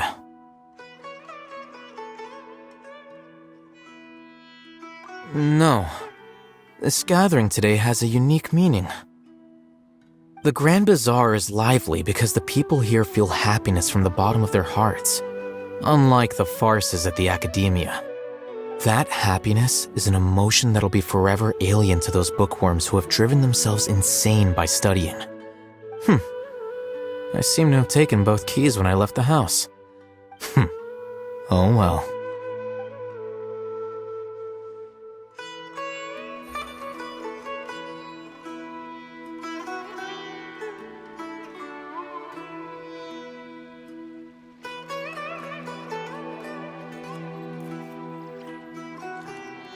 Ah, there you are, traveler.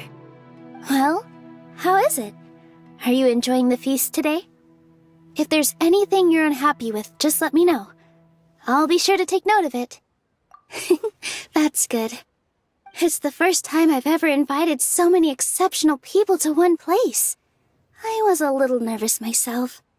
You see, every guest here is quite extraordinary. It's unbelievable that we've got everyone together here. Almost like a fairy tale. Make sure you live it up tonight. I'll be happy as long as you're enjoying yourselves. I'm honored to have her think of me this way. If I have a chance in the future, I would really like to invite her to one of my performances. I can't explain why, but I just feel elated right now. Thank you.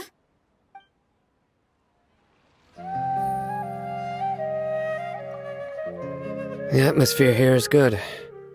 And everything is delicious. Yeah. I don't often come to such places. But it feels quite good. I have a lot to handle these days. Otherwise, I could show you around.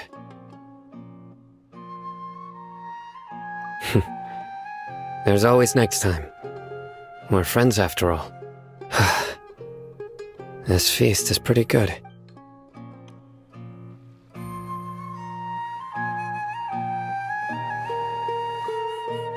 My lady, the grilled meat over there is delicious. Have you tried it? Yes, I also tried some fruit just now. Oh, they're very sweet. What an amazing place to relax. No wonder everybody likes to rest at the Grand Bazaar. You said it. Oh, look who else is here. Hello! Oh, I'm so happy Nilu invited everybody. Oh, now I have the chance to meet all the heroes. Hey, less of that polite chit-chat and more eating and drinking. The feast is about having fun, not stuffy formalities.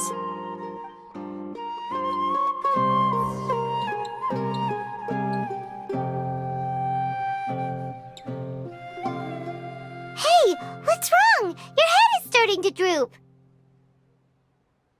Hey, you can't just fall asleep here. Paimon will go find something delicious for you to eat. You'll wake up once you've put something yummy in your tummy.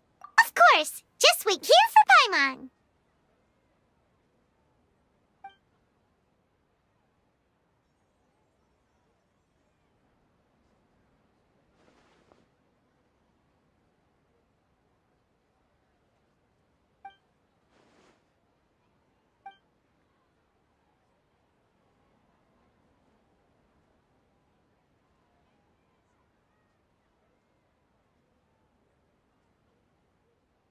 It's me.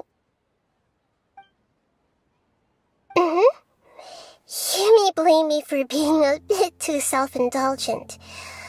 I was thinking about talking with you, and the next thing I knew, I had made a connection with you. The connection between us is amazing. It's like flora and the fence it grows upon. I heard there's an amazing celebration feast today at the Grand Bazaar. I wanted to have a look for myself, so I snuck in.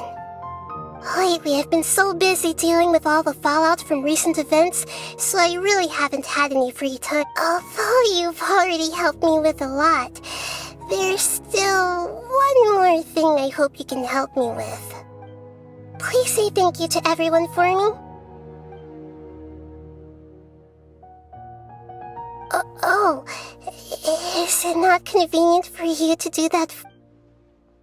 But if I just show up all of a sudden, people will become all quiet and stiff, won't they? What if I end up scaring them and ruining this wonderful feast? That'd be the last thing I want.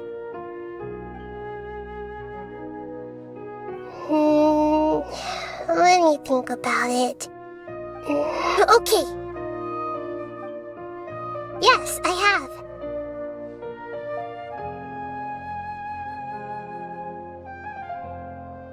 You said I should go thank everyone as myself, right?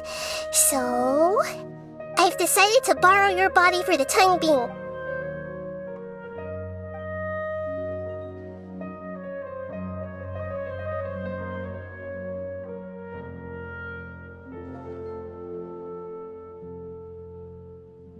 Everyone! Are you awake now? Paimon was just about— It's me. Huh? Hold up. I didn't expect to have a conversation with the consciousness of Lesser Lord Kusanali in the Grand Bazaar. Interesting. Is this also a part of the feast? No, of course not. Are you Lesser Lord Kusanali? Hello, Nilu. You know who I am? Yes, I already know every one of you. Nilu, Alhaitham, Sino, Dia, Paimon, and Dunyarzad. Lesser Lord Kusanali? I took the liberty of occupying the traveler's body so that I could thank all of you in person. Thank you so much for rescuing me, even if that meant placing your own safety in peril and taking the risk of becoming enemies with the Academia, the sages, the doctor, the balladeer, and even the entirety of Sumeru. Without you, without any of you, I would have been in a much more difficult situation. Had you not helped me to resolve the crisis, not only I, but Sumeru and even the entirety of Teyvat would have suffered great misfortune. People refer to you as the heroes who managed to rescue a god. I'm quite fond of this name. It not only explains your identities, but also bears witness to your relationship with me. Please, allow me to present to you my most sincere gratitude. Lesser Lord Kusanali, you have done so much for Sumeru, and I didn't even have a chance to do anything for you. Dunyarzad, The suffering you endured during your illness is also proof of you being with me and praying for me. Thank you. You don't need to be so ceremonious. It's always been my duty to protect you. This is how the relationship between the Academia and Dendro Archon should be. We just did what was necessary and set things back on the right path. You're an Archon, but you act so humble. You really don't need to be so polite with us. I'm honored to have been able to take part in this plan. I hoped you liked the dance I dedicated to you. Thank you, all of you. Thank you so much.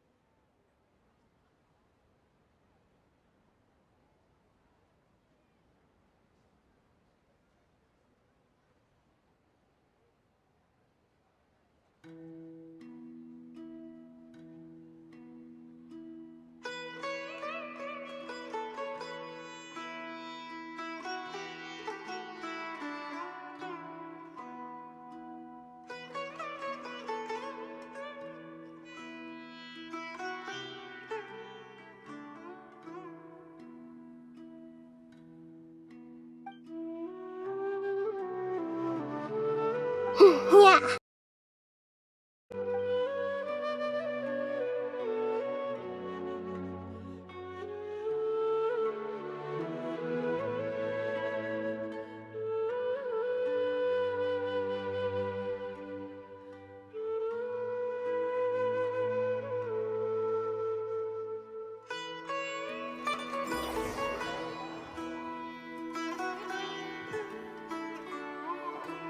Are you awake?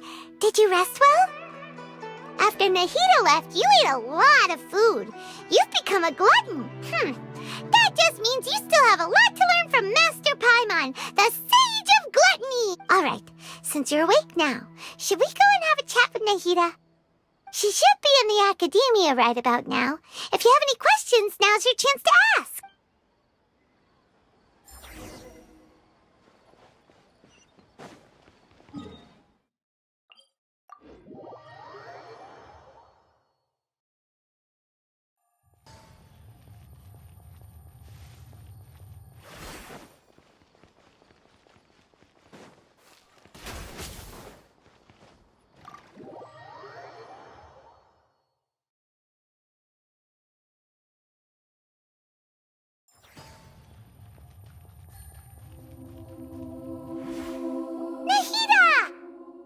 Hello, Traveler and Paimon.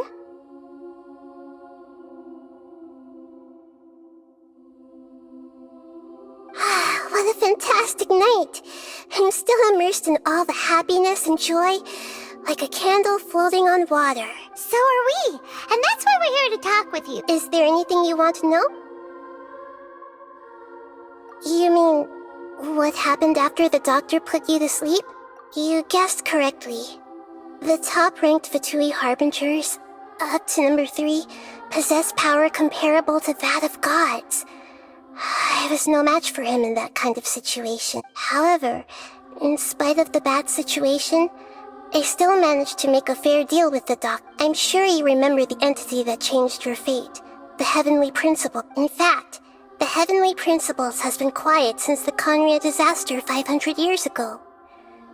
I used this point as leverage against the doctor. I told him that the Heavenly Principles may be awakened if I destroyed Enosis. Although it's just a bluff, he still fell for it.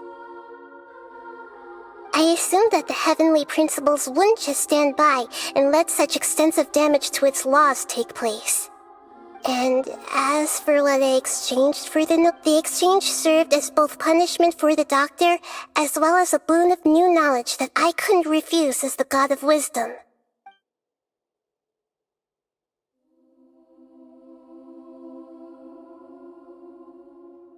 After recent events, the Akasha can no longer function as it used to. I've given it some thought, and have decided to shut it down permanently. But this is definitely not a bad thing. Even from the beginning, I've been planning to shut it down. The Akasha's centralized administration of knowledge has always restrained people's curiosity and curtailed the number of paths available to them. I don't think this is good for Sumeru. Although people may initially feel a little uncomfortable with the loss of the Akasha, they will soon understand that this life is more suitable for them. And as for the future of Sumeru, I'm preparing to regain control of the academia. The former sages have received their punishment, but the new sages have yet to be selected. I will oversee the process personally. I hope that the new 6 great sages will be more focused on academics. Sumeru needs such leaders more than ever. The other big issue is the people of King Deshret. All the residents of the desert, in fact. They have been mistreated for far too long. I've already taken some measures to address this. It will take some time to rebuild everything, but no matter if it's culture, friendship, or trust, we will He's still in a coma. I've hidden him like how one would hide a feather. I know you have many misgivings about him, but as someone who had become a god, he has retained a number of very useful features. Don't worry, I'll keep an eye on him and make sure he doesn't do any evil. In addition, there are still some mysteries left in him.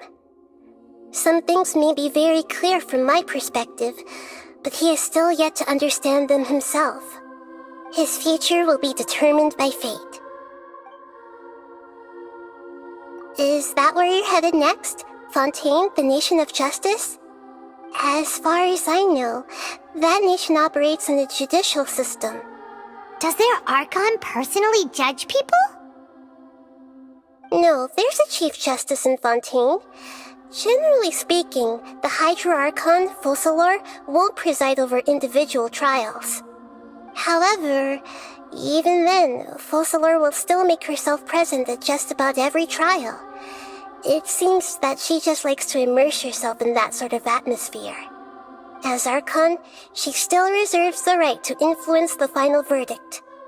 Anyway, let's just say she's got, a very unique personality. Are you sure? Isn't there something else you haven't asked about yet? Huh? You mean...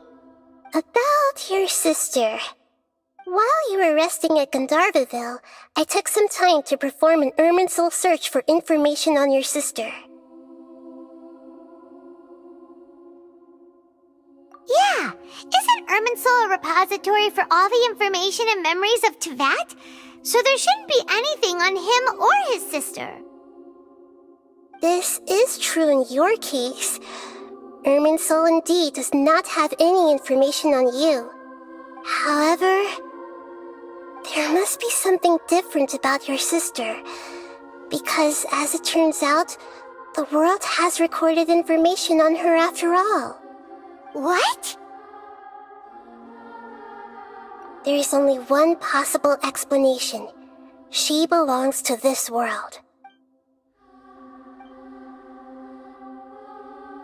But nothing about this makes any sense! Wasn't this your first trip to Teyvat? According to the records I was able to access, your sibling suddenly appeared in Khaenri'ah. After the Khaenri'ah disaster, she began her journey through the 7 nations of Teyvat. But just as her journey was about to reach its conclusion, the Irminsul records on her suddenly become fuzzy. What do you mean, fuzzy? Did something happen to her? All I know for sure is that somebody, for reasons only they can know, is deliberately obfuscating her fate. And whoever it is, if they can do that, who knows what else they're capable of. But even that wouldn't explain how she somehow comes from this world. Something else I noticed was that according to these records, the Fatui have not classified your sibling as one of the Descenders. What's a Descender? Paimon's never heard of it. Look, I'm sure you must be curious about the information I received from the Fatui in return for my gnosis, right? A very important part of the intel was about this world's descenders. External beings, ones that don't belong to this world. Traveler, you are Tevat's fourth descender. Huh? So the Fatui count 3 other descenders before the Traveler, and his sister isn't even one of them? That's right. My current hypothesis is that the first descender was likely what we now call the Heavenly Principles. As for the other descenders, I still need to verify their existence. It could take me some time. Paimon's head's about to burst from all this crazy new information. And yet, even knowing all this, I'm sure you must still have a lot of unanswered questions. I must say, I truly regret that I can't help you more as the God of Wisdom. There are many questions in my heart as well. I will need some time to go through each one of them. And soon, you'll also begin your journey anew and depart from Sumeru. I'm very interested in your future. It's a journey that can't be observed or recorded by this world. If fate is the ultimate knowledge, then your future will be the ultimate fate. Paimon's sure glad we got to meet you, Nahida. The pleasure is all mine. I can't thank you enough. Alright, that's enough talk for today. If you ever miss me, just close your eyes, and maybe I'll appear in your dreams.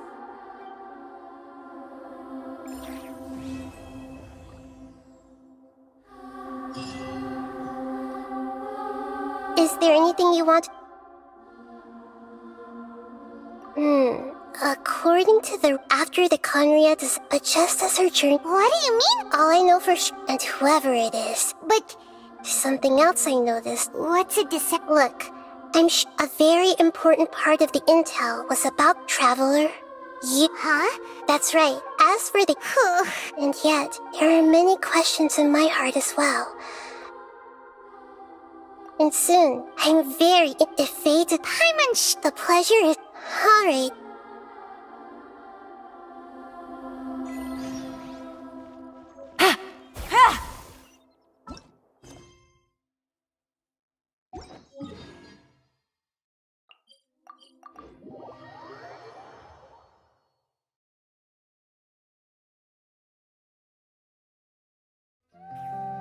Take it easy.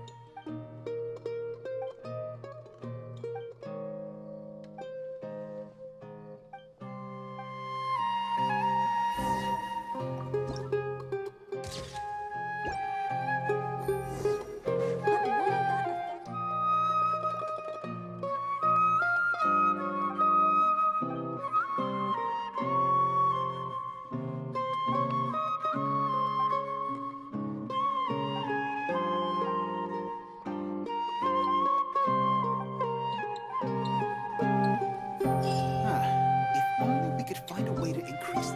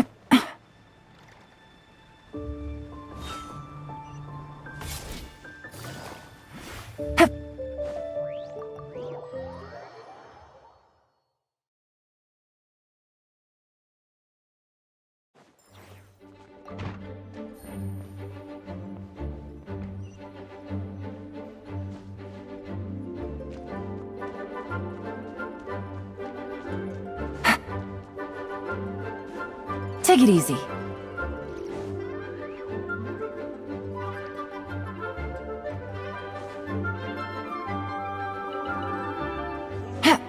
Take it easy. Seeds brought on the wind, sprout.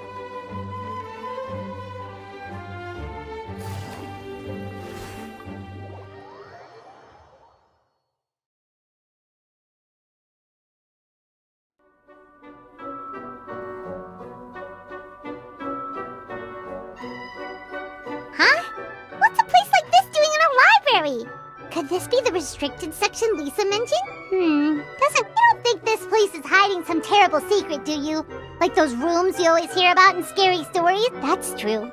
We just kind of waltzed in here. Wait, hang on a minute. This isn't the door we came in through.